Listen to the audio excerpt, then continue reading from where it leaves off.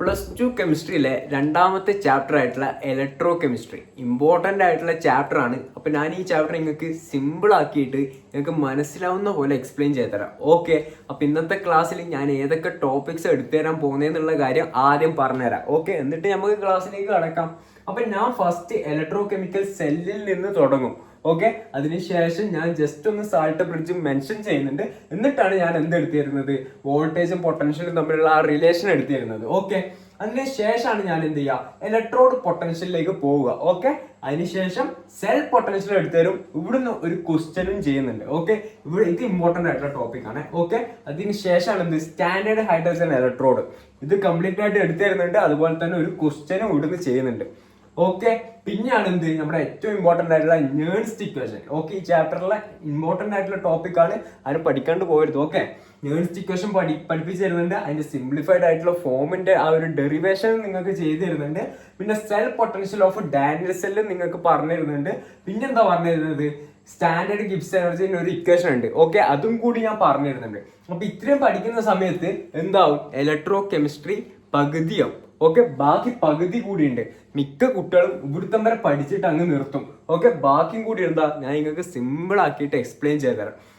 Okay, എടാ അതേപോലെ തന്നെ നമ്മുടെ ഇമ്പ്രൂവ്മെന്റ് ബാച്ചിൽ ഓൾറെഡി ജോയിൻ ചെയ്ത കുട്ടികൾ മാത്സ് കൂടി വേണമെന്ന് പറഞ്ഞുകൊണ്ട് നമ്മൾ മാത്സ് കൂടി ആഡ് ചെയ്തിട്ടുണ്ട്. ഓക്കെ, അതിന്റെ ഫോമും കാര്യങ്ങളൊക്കെ ഡിസ്ക്രിപ്ഷനിൽ കൊടുത്തിട്ടുണ്ട്. അതേപോലെ തന്നെ ബാക്കി കാര്യങ്ങൾ ഡീറ്റെയിൽസ് ഞാൻ എന്ത് ചെയ്യാം, വരുന്ന സമയത്ത് ക്ലാസ് പറഞ്ഞുതരാം. ഓക്കെ, പിന്നെ അഞ്ചാമത്തെ ടോപ്പിക്, അതായത് ഇമ്പോർട്ടൻ്റ് ആയിട്ടുള്ള അടുത്ത കോർ ടോപ്പിക് ആണ് എന്ത്, conductance of electrolytic solution. Okay, ഇവിടെയുള്ള ഒട്ടുമിക്ക എല്ലാ കാര്യങ്ങളും ഞാൻ പറയുന്നുണ്ട്. അതേപോലെ തന്നെ സ്ട്രോങ് ഇലക്ട്രോലൈറ്റിന്റെ കാര്യം, വീക്ക് ഇലക്ട്രോലൈറ്റിന്റെ കാര്യം പറയുന്നുണ്ട്. പിന്നെയാണ് നമ്മൾ എവിടത്തേക്ക് വരുന്നത്, ലിമിറ്റിംഗ് മോളാർ കണ്ടക്ടിവിറ്റിയിലേക്ക് വരുന്നത്. ഇവിടെയാണ് എന്ത്, കോൾറേഷ്യസ് ലോ ഒക്കെ വരുന്നത്. പിന്നെയാണ് എന്ത്, ഇലക്ട്രോലിസിസ് ഇമ്പോർട്ടൻ്റ് ആണ്. പിന്നെ Faraday's first law, second law, എന്നിട്ട് നമ്മൾ എവിടത്തേക്ക് കടക്കും, ബാറ്ററീസിലേക്ക് കടക്കും. ഓക്കെ, ഇത്രയും ടോപ്പിക്സ് ഞാൻ നിങ്ങൾക്ക് സിമ്പിൾ ആക്കിയിട്ട്, അതായത് ഈ ചാപ്റ്റർ ഒട്ടുമിക്ക എല്ലാ ടോപ്പിക്സും ഞാൻ ഇന്നത്തെ ക്ലാസ്സിൽ പറഞ്ഞു തരുന്നുണ്ട്. ഓക്കെ, സോ നമ്മുടെ ആദ്യത്തെ ടോപ്പിക് ആയിട്ടുള്ള ഇലക്ട്രോ കെമിക്കൽ സെല്ല്. എന്ത് ഈ ഇലക്ട്രോ കെമിക്കൽ സെല്ല് എന്ന് പറഞ്ഞാൽ ഒന്നുമില്ല, ഒരു റിഡോക്സ് റിയാക്ഷൻ നടക്കുന്ന സമയത്ത്, അതായത് ഒരു സെല്ലിൽ ഓക്സിഡേഷനും റിഡക്ഷനും നടക്കുന്ന സമയത്ത് കെമിക്കൽ എനർജിയെ ഇലക്ട്രിക്കൽ എനർജിയാക്കി മാറ്റുന്ന സെല്ലിനെയാണ് നമ്മൾ എന്ത് പറയുക, electrochemical cell. Okay, just ഒരു ഐഡിയ കിട്ടി, എന്താ ഇലക്ട്രോ കെമിക്കൽ സെല്ല് എന്നെന്താ ഒരു ഐഡിയ കിട്ടിയല്ലോ.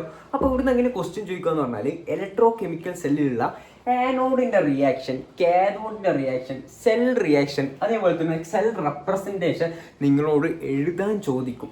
ഓക്കെ, അപ്പൊ നമുക്ക് എഴുതണ്ടേ. ഓക്കെ, അപ്പൊ അതിനു വേണ്ടിയിട്ട് നിങ്ങൾ ആദ്യം എന്താ ചെയ്യേണ്ടതെന്ന് വെച്ചാൽ ഡാനിയൽ സെല്ല് വരക്കുക. എന്ത് ഈ ഡാനിയൽ സെല്ല് എന്ന് പറഞ്ഞാൽ ഇലക്ട്രോ കെമിക്കൽ സെല്ലിന്റെ ഒരു എക്സാമ്പിൾ ആണ് എന്ത്, ഡാനിയൽ സെല്ല്. ഡാനിയൽ സെല്ല് എന്ന് പറയുമ്പോൾ നിങ്ങൾ ഇത്ര മാത്രം ഓർമ്മിച്ചാൽ മതി, സിങ്കിന്റെയും കോപ്പറിന്റെയും കോമ്പിനേഷൻ, അതിനെയാണ് നമ്മൾ എന്ത് പറയാ, ഡാനിയൽ സെല്ല്. ഓക്കെ, ഐഡിയ കിട്ടി. അപ്പൊ അത് നമുക്ക് വരക്കാം. ഇത് നിങ്ങൾ പണ്ടേ വരക്കാൻ പഠിച്ചിട്ടുള്ളതാണ്, അതുകൊണ്ട് ഞാൻ ഒന്നും കൂടി പറയാനാണ് ഇത് വരക്കുന്നത്. ഓക്കെ, സിമ്പിൾ ആയിട്ടുള്ള കാര്യമാണ്. സിങ്ക് സൾഫേറ്റ് സൊല്യൂഷനിലേക്ക് നമ്മൾ എന്ത് ചെയ്യാം, സിങ്ക് റോഡ് വെക്കുക.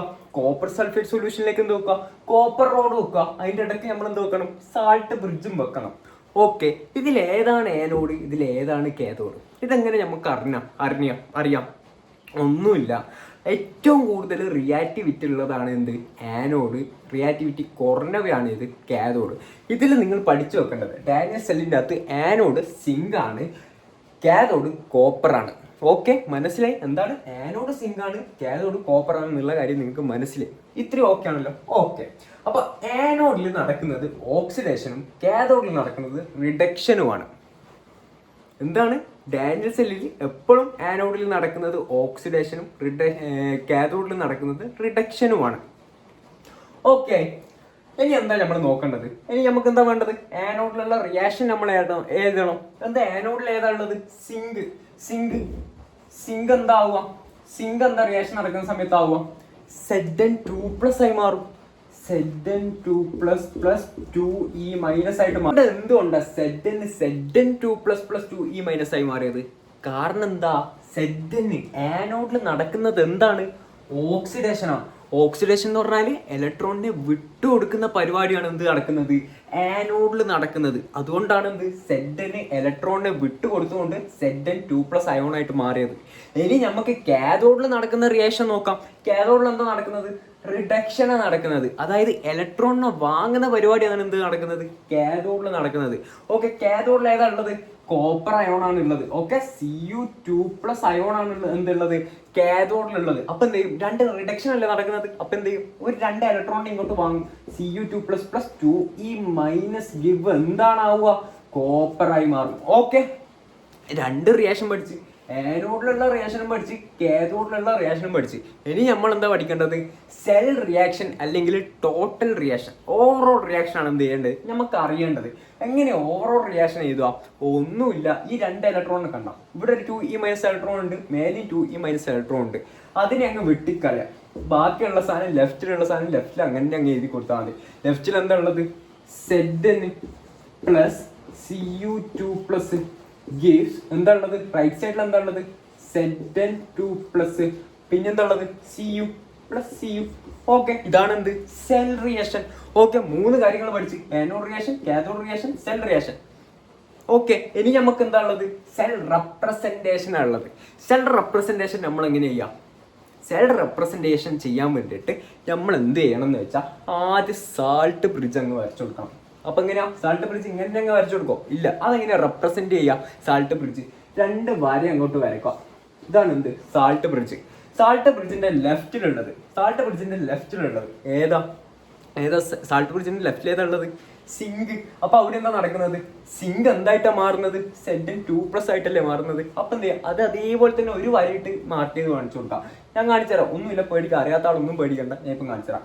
Zn എന്താണ് ആയിട്ട് മാറുന്നത്, Zn2+ ആയിട്ടാണ് മാറുന്നത്. അപ്പൊ Zn2+, റൈറ്റ് സൈഡില്, അതായത് സാൾട്ട് ബ്രിഡ്ജിന്റെ റൈറ്റ് സൈഡിൽ എന്താ ഉള്ളത്, കോപ്പർ എന്താകുന്നത്, Cu2+ Cu ആയിട്ടാണ് മാറുന്നത്. അത് അതേപോലെ തന്നെ അങ്ങ് കാണിച്ചു കൊടുക്കാം, Cu2+ Cu. ഓക്കെ, മനസ്സിലായി. ഈ നാല് സാധനവും നിങ്ങൾക്ക് എഴുതാൻ പറ്റിയില്ലടാ. ഓക്കെ, സിമ്പിൾ ആയിട്ട് പഠിച്ചല്ലോ. ഇനി എക്സാമിന് വന്നാൽ തെറ്റിക്കൂല. ഓക്കെ ആണ്. ഇനി നിങ്ങൾക്ക് ഇത് പഠിക്കാൻ പറ്റുന്നില്ലെങ്കിൽ ഒരു ട്രിക്ക് ഞാൻ പറഞ്ഞുതരാം. ഇതെപ്പോൾ ചില കുട്ടികൾക്ക് അങ്ങോട്ടും ഇങ്ങോട്ടും മാറിപ്പോവാൻ ചാൻസ് ഉണ്ട്. അതുകൊണ്ട് നിങ്ങൾക്ക് പണ്ടേ ടീച്ചേഴ്സ് പഠിപ്പിച്ചിരുന്ന ഒരു ട്രിക്കാണ് എന്ത്, LOAN. അതായത് ലെഫ്റ്റ് സൈഡിൽ എപ്പോഴും ഓക്സിഡേഷൻ ആണ് നടക്കുക. അതേപോലെ തന്നെ ഓക്സിഡേഷൻ നടക്കുന്നത് കൊണ്ട് തന്നെ അവിടെ ആനോഡായിരിക്കും ഉണ്ടാവുക, അതിന്റെ ചാർജ് നെഗറ്റീവ് ആയിരിക്കും. LOAN, left side oxidation, anode negative charge.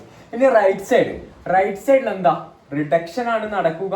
അവിടെ എന്താ ഉണ്ടാവുക, റിഡക്ഷൻ നടക്കുന്നതുകൊണ്ട് അവിടെ കാഥോഡ് ആണ് ഉണ്ടാവുക. അവിടുത്തെ ചാർജ് എന്തായിരിക്കും, P പോസിറ്റീവ് ആയിരിക്കും. ഓക്കെ, RRCP എന്ന് പഠിച്ചാൽ മാത്രം മതി. ഓക്കെ, ഇനി ഒരിക്കലും ഇത് മാറിപ്പോകില്ല. നിങ്ങൾ നല്ല രീതിയിൽ പഠിക്കണം ഇത്. അടുത്തത് നമുക്ക് ഇവിടെ ഉണ്ടാവുന്ന വോൾട്ടേജിന്റെ കാര്യം പറയാം.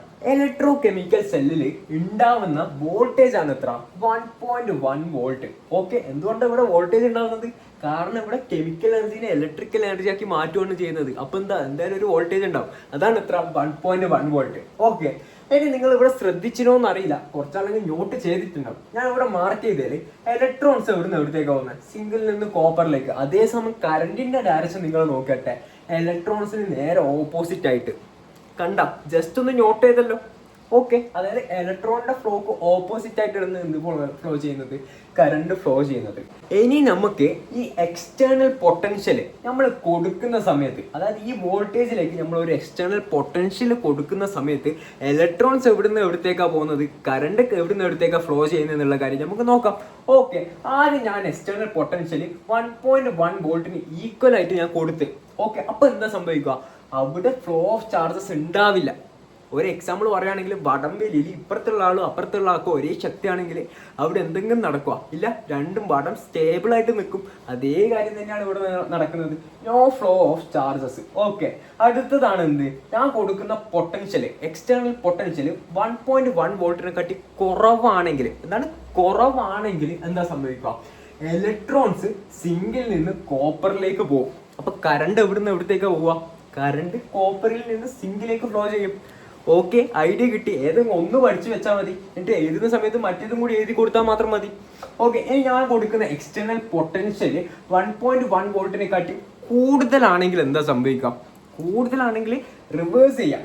ഇലക്ട്രോൺസ് എവിടുന്ന് എവിടത്തേക്ക് പോകും? കോപ്പറിൽ നിന്ന് സിങ്കിലേക്ക് പോകും. അതേസമയം കറണ്ട് എവിടുന്ന് എവിടത്തേക്ക് ഫ്ലോ ചെയ്യും? സിങ്കിൽ നിന്ന് കോപ്പറിലേക്ക് ഫ്ലോ ചെയ്യും. ഓക്കെ, ഈ കാര്യമാണ് എന്ത് ചെയ്യേണ്ടത്, നിങ്ങൾ ഇവിടുന്ന് മനസ്സിലാക്കി എടുക്കേണ്ടത്. ഓക്കെ, അടുത്ത ടോപ്പിക്കാണ് ഇലക്ട്രോഡ് പൊട്ടൻഷ്യലും അതേപോലെ തന്നെ സെൽ പൊട്ടൻഷ്യലും. ഇലക്ട്രോഡ് പൊട്ടൻഷ്യൽ സിമ്പിൾ ആണ്, ജസ്റ്റ് ബേസിക് ആയിട്ടുള്ള ഡെഫിനേഷൻ മാത്രമാണ് ടെക്സ്റ്റ് പറയുന്നുള്ളൂ. എന്താ ഇലക്ട്രോഡ് പൊട്ടൻഷ്യൽ എന്ന് പറഞ്ഞാൽ? It is the potential difference between electrode and electrolyte. അതായത് ഒന്നുമില്ല, ഇലക്ട്രോഡും ഇലക്ട്രോലൈറ്റും തമ്മിലുള്ള പൊട്ടൻഷ്യൽ ഡിഫറൻസിനെയാണ് നമ്മൾ എന്ത് പറയാ, ഇലക്ട്രോഡ് പൊട്ടൻഷ്യലിന്. ഇനി നമുക്ക് മെയിൻ ആയിട്ടുള്ള സെൽ പൊട്ടൻഷ്യലിലേക്ക് വരാം. സെൽ പൊട്ടൻഷ്യൽ എന്താ സംഭവം ജസ്റ്റ് ഒന്ന് വായിച്ചു നോക്കാം, എന്നിട്ട് നമുക്ക് ബാക്കി പറയാം. Difference between the reduction potential of two electrodes. അതായത് നിങ്ങൾ ഇവിടെ അറിഞ്ഞിരിക്കേണ്ട കാര്യം എന്താണെന്ന് വെച്ചാൽ, എങ്ങനെയാണ് റിഡക്ഷൻ പൊട്ടൻഷ്യൽ എഴുതുക, അതേപോലെ തന്നെ ഓക്സിഡേഷൻ പൊട്ടൻഷ്യൽ എഴുതുക എന്നുള്ള കാര്യം നിങ്ങൾ എന്ത് ചെയ്യണം, അറിഞ്ഞിരിക്കണം. ഓക്കെ, അപ്പം നമുക്ക് നോക്കാം എങ്ങനെ റിഡക്ഷൻ പൊട്ടൻഷ്യൽ എങ്ങനെ എഴുതുക എന്നുള്ള കാര്യം നമുക്ക് നോക്കാം. നമ്മൾ നേരത്തെ പഠിച്ച സമയത്ത് റിഡക്ഷൻ എവിടെയാണ് നടക്കുന്നത്? റൈറ്റിൽ. ഓക്കെ, എന്താണ് റിഡക്ഷൻ? റൈറ്റില് റിഡക്ഷൻ എന്താണ്? കാഥോഡ്, അതേപോലെ തന്നെ പോസിറ്റീവ് ചാർജ്. ഇതല്ലേ നമ്മൾ പഠിച്ച റൈറ്റ് സൈഡിലുള്ളത്. അപ്പൊ റൈറ്റ് സൈഡിൽ ഏതാ കാഥോഡ് ആയിട്ട് വന്നത്? കോപ്പർ. കോപ്പറിന്റെ റിഡക്ഷൻ നമ്മൾ എങ്ങനെ എഴുതിയ?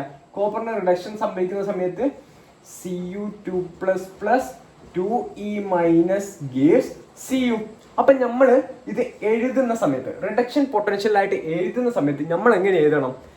Cu2+ ബാർ Cu എന്ന് എഴുതണം. ഓക്കെ, ഇതാണ് എന്ത്, കോപ്പറിന്റെ റിഡക്ഷൻ പൊട്ടൻഷ്യൽ. ഇനി നമുക്ക് എന്തിന്റെ നോക്കാം? സിങ്കിന്റെ റിഡക്ഷൻ പൊട്ടൻഷ്യൽ നോക്കാം. സിങ്കിന് നേരത്തെ എന്താ സംഭവിച്ചത്? ഓക്സിഡേഷൻ ആണല്ലേ സംഭവിച്ചത്, അതായത് ഇലക്ട്രോണിനെ വിട്ടുകൊടുക്കല്ലേ ചെയ്തത്. ഇനി നമ്മൾ എന്ത് ചെയ്യണം? റിഡക്ഷൻ പൊട്ടൻഷ്യൽ എഴുതുന്ന സമയത്ത് സിങ്കിനെ ഇലക്ട്രോൺ ഗെയിൻ ചെയ്ത രീതിയിൽ എഴുതണം. അപ്പൊ എന്താ, ഇതേപോലെ തന്നെ നമ്മൾ എഴുതി കൊടുക്കുക. ഇവിടെ Cu2+ പകരം എന്ത് എഴുതി കൊടുക്കുക? Zn2+ ബാർ Zn എഴുതി കൊടുക്കുക. ഇതാണ് എന്ത്, സിങ്കിന്റെ റിഡക്ഷൻ പൊട്ടൻഷ്യൽ. അപ്പൊ ഇവിടെ എന്താ പറയുന്നത്? സെൽ പൊട്ടൻഷ്യൽ എന്ന് പറഞ്ഞാൽ difference between the reduction potential of two electrodes. അതായത് നമ്മൾ എന്തൊക്കെ കണ്ടുപിടിച്ച്? റിഡക്ഷൻ പൊട്ടൻഷ്യൽ കണ്ടുപിടിച്ച്. ഇനി എന്ത് ചെയ്യുക? അതൊന്ന് സബ്സ്ട്രാക്ട് ചെയ്ത് കൊടുത്താൽ മാത്രം മതി. ഓക്കെ, നമ്മുടെ ഇക്വേഷനിൽ എന്താ, ഇതിന്റെ ഇക്വേഷൻ ആണ്, സെൽ പൊട്ടൻഷ്യലിന്റെ ഇക്വേഷൻ ആണ് എന്ത്, ഈ സെൽ ഈസ് ഈക്വൽ ടു ഈ കാഥോഡ് മൈനസ് ഈ ആനോഡ്. അപ്പൊ നമ്മൾ എന്താ എഴുതി കൊടുക്കേണ്ടത്? ഈ ഏതാ കാഥോഡ്? കോപ്പർ. ഓക്കെ, ആനോഡ് ഏതാണ്? സിങ്ക്. അപ്പൊ അത് ഏതാ? കാഥോഡ് എഴുതി കൊടുക്കാം. അപ്പൊ Cu2+ bar Cu minus E anode ഏതാ? റിഡക്ഷൻ പൊട്ടൻഷ്യൽ ഓഫ് ആനോഡ് എത്രയാ? Zn2+ bar Zn. ഓക്കെ, മനസ്സിലായി? ഇത്രയുള്ളൂ.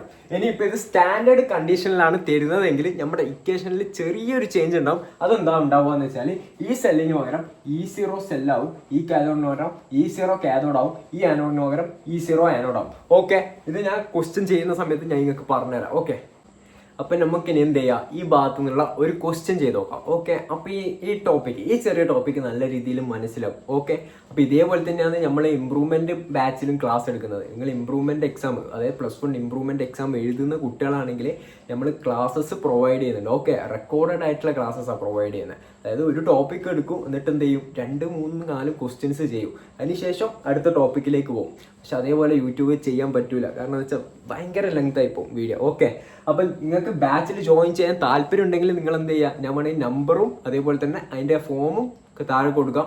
നിങ്ങളൊന്ന് വാട്സപ്പ് നമ്പറിൽ മെസ്സേജ് അയച്ചാൽ മാത്രം മതി. ഓക്കെ, ഞാൻ ഫോം അയച്ചുതരാം, അല്ലെങ്കിൽ ഫോം ഞാൻ താഴെ കൊടുക്കാം. നിങ്ങളൊന്ന് ജസ്റ്റ് ഫില്ല് ചെയ്താൽ മതി, നമുക്ക് ഡീറ്റെയിൽസ് കിട്ടും. അപ്പം നമുക്ക് എന്ത് ചെയ്യാം? ക്വസ്റ്റ്യനിലേക്ക് പോവാം. എന്താ? Find standard reduction cell potential. എന്താ നമുക്ക് കണ്ടുപിടിക്കേണ്ടത്? സ്റ്റാൻഡേർഡ് റിഡക്ഷൻ സെൽ പൊട്ടൻഷ്യൽ കണ്ടുപിടിക്കേണ്ടത്. സ്റ്റാൻഡേർഡ് എന്ന് പറയുമ്പോൾ E0 സെല്ലിൽ നിന്ന് വരും. ഓക്കെ, അപ്പൊ എന്താ ഫോമിൽ നമ്മൾ ഓർത്ത് വെക്കുക. E0 cell is equal to E0 cathode minus E0 anode. ബാക്കിയൊക്കെ എന്താ ക്വസ്റ്റ്യനിലുള്ള പോലെ തന്നെ. എന്താ നമുക്ക് എന്തൊക്കെ തന്നിട്ടുണ്ട്? Standard reduction potential of zinc തന്നിട്ടുണ്ട്. എത്രയാ? -0.76 വോൾട്ട്. അതേപോലെ തന്നെ standard reduction potential of copper തന്നിട്ടുണ്ട്. എത്ര?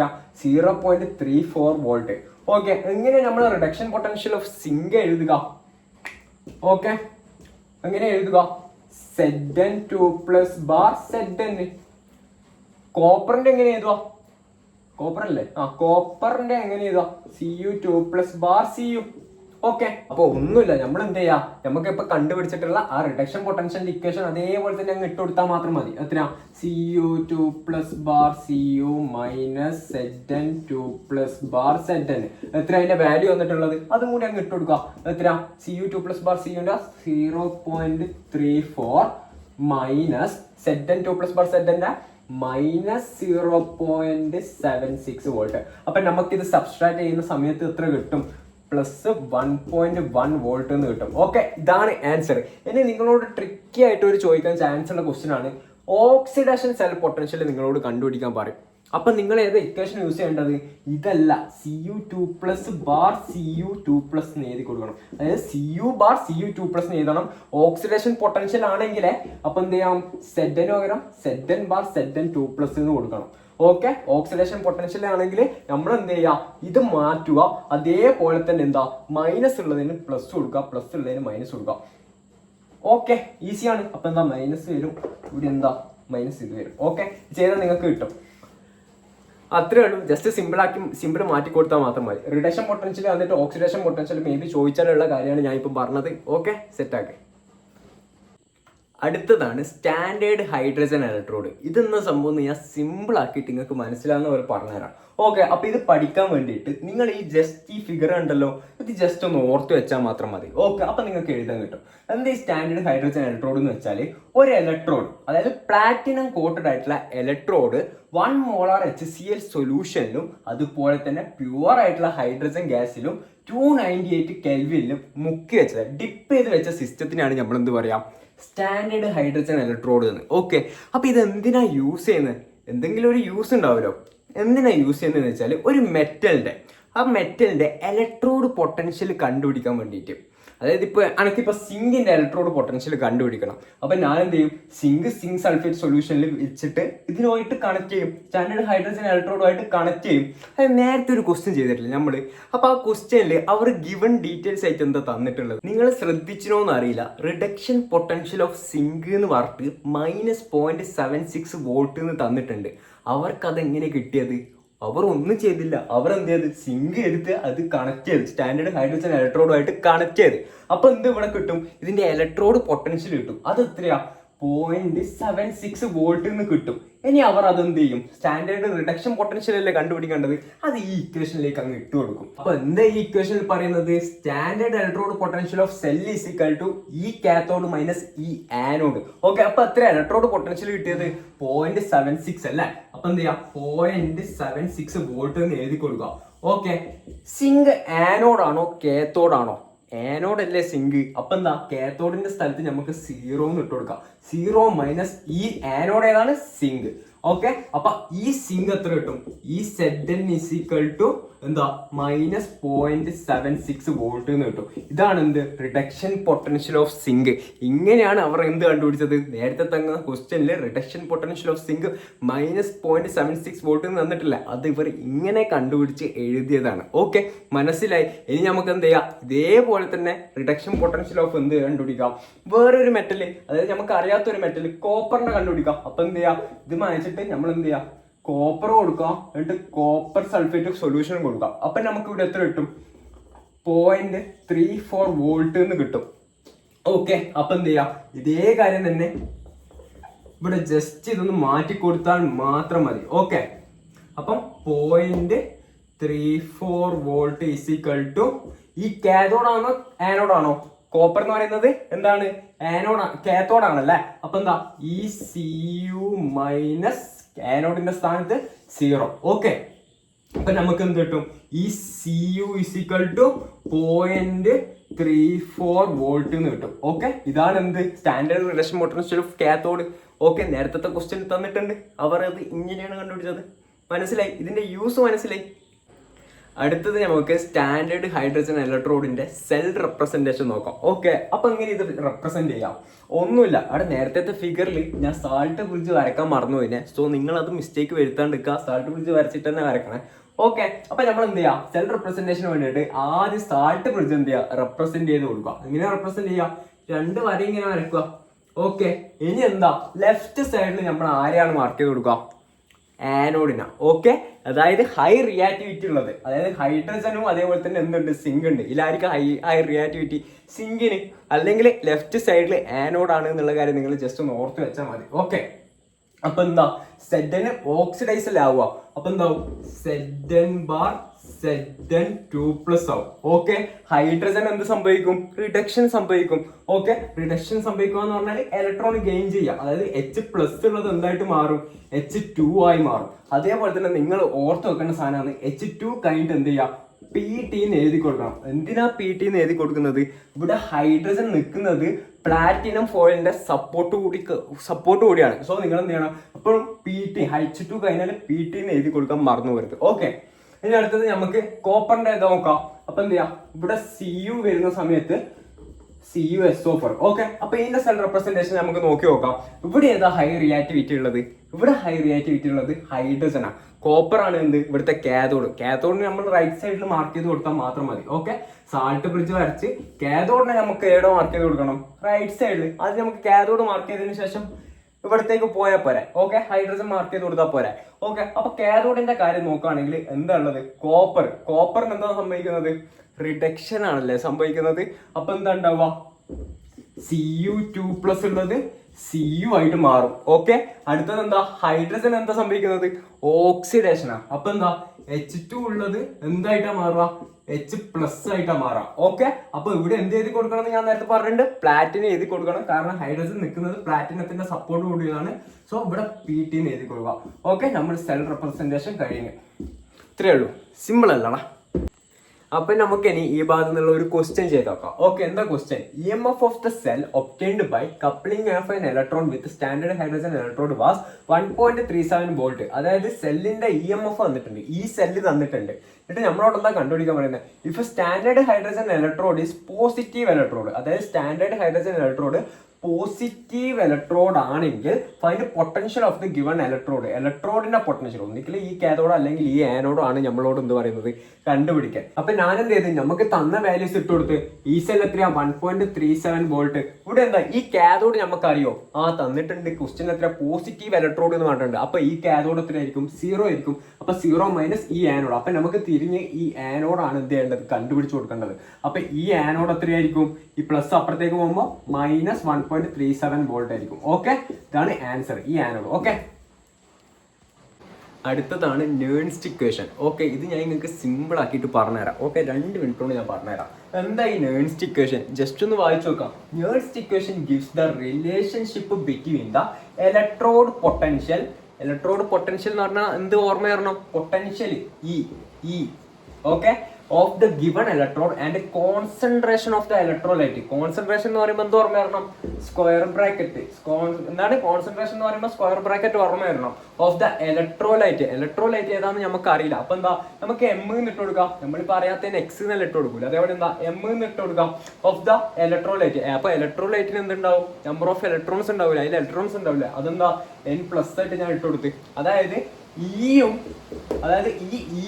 ഈ Mn+, കോൺസെൻട്രേഷൻ ഓഫ് Mn+ തമ്മിലുള്ള റിലേഷൻഷിപ്പ് തരുന്ന ഇക്വേഷൻ ആണ് എന്ത്, നേൺസ്റ്റ് ഇക്വേഷൻ. അതാണ് ഞാൻ എന്ത് ചെയ്തിട്ടുള്ളത്, ഇവിടെ എഴുതിയിട്ടുള്ളത്. ഓക്കെ, ഈ ഇക്വേഷൻ എന്ത് ചെയ്യുക, എല്ലാവരും അങ്ങ് പഠിച്ചു നോക്കുക. ഓക്കെ, എന്താ ഇത് പറയുന്നത്, E = E0 - RT/NF natural logarithm of M/Mn+. Okay, ഇതാണ് എന്ത്, ഇക്വേഷൻ. ഇനി ഇതിലുള്ള ചോദിച്ചാല് ഈ ഇക്വേഷൻ മാത്രം എഴുതി കൊടുത്താൽ പോരാ, അതിലുള്ള ഓരോ ടേംസും എന്ത് ചെയ്യണം, നിങ്ങൾ എഴുതി കൊടുക്കണം. ഓക്കെ, അപ്പൊ എല്ലാ ടേംസും ഞാൻ നിങ്ങൾക്ക് ഇപ്പം പറഞ്ഞുതരാം, പഠിച്ചു വെച്ചോ. E എന്ന് പറഞ്ഞാൽ എന്താ, ഇലക്ട്രോഡ് പൊട്ടൻഷ്യൽ. E0 എന്ന് പറഞ്ഞാൽ standard electrode potential. E0 standard.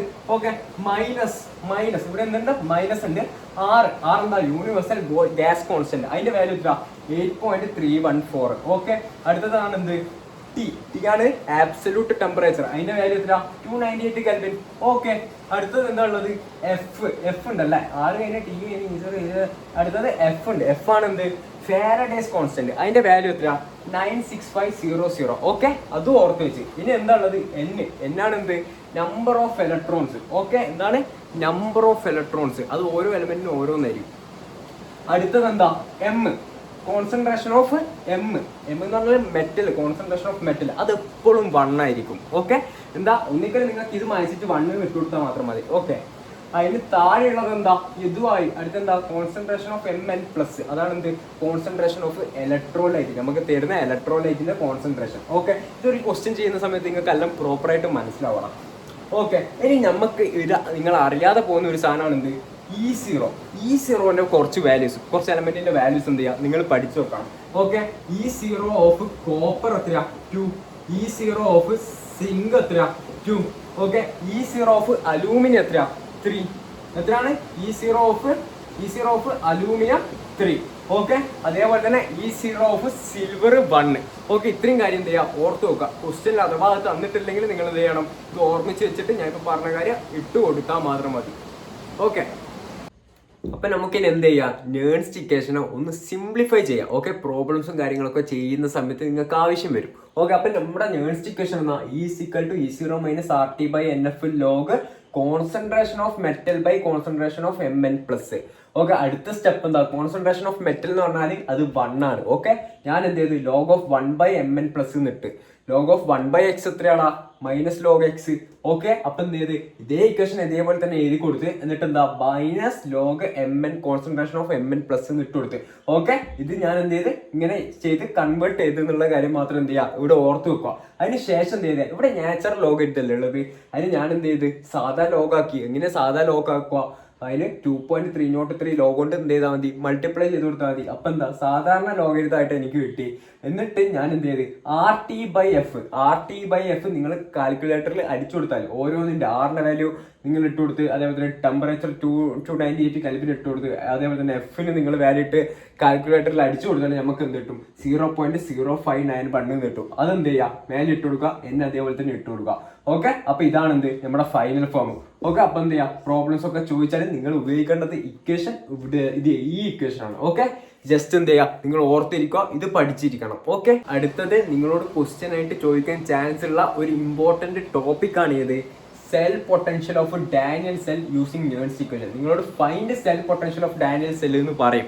Okay, എന്ത് ഉപയോഗിച്ചിട്ട് നേൺസ്റ്റ് ഇക്വേഷൻ യൂസ് ചെയ്തിട്ട്. അപ്പൊ ഡാനിയൽ സെല്ല് ഏതിന്റെ കോമ്പിനേഷനാ, സിങ്കിന്റെയും കോപ്പറിന്റെയും. ഓക്കെ, കോപ്പർ സിങ്ക് കോമ്പിനേഷനാണ് നമ്മൾ എന്താ പറയാ ഡാനിയൽ സെല്ല് എന്ന്. ഓക്കെ, അപ്പൊ എന്ത് ചെയ്യാം നേൺസ്റ്റ് ഇക്വേഷൻ ഉപയോഗിച്ചിട്ടാണ് എന്ത് ചെയ്യേണ്ടത്, നമ്മൾ ഇതിന്റെ സെൽ പൊട്ടൻഷ്യൽ കണ്ടുപിടിച്ച് കൊടുക്കേണ്ടത്.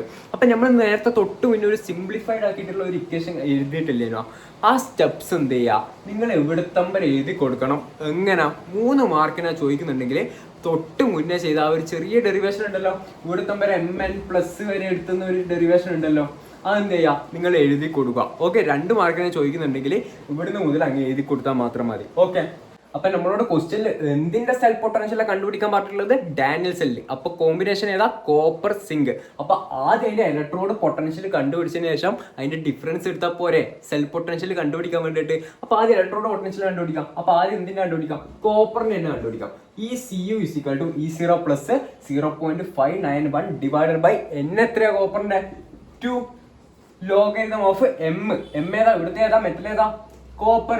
Cu ഇൻറ്റു ഇത് ഓക്സിഡേഷനും റിഡക്ഷനും നടക്കുന്ന സമയത്ത് കോപ്പറിന്റെ എത്ര ഇലക്ട്രോണാ പോവും വരും ചെയ്യുന്നത് 2. അപ്പൊ എന്ത് ചെയ്യാം ഇവിടെ 2 ഇട്ട് കൊടുക്കുക, അല്ലെങ്കിൽ N2 എന്നുള്ള കാര്യം ഓർമ്മിച്ച് വെച്ചാൽ മാത്രം മതി. ഓക്കെ, അടുത്തതാണ് എന്ത് സിങ്കിന്റെ ഇതേപോലെ തന്നെ നമ്മൾ എന്ത് ചെയ്യാം ചെയ്ത് കൊടുക്കാം.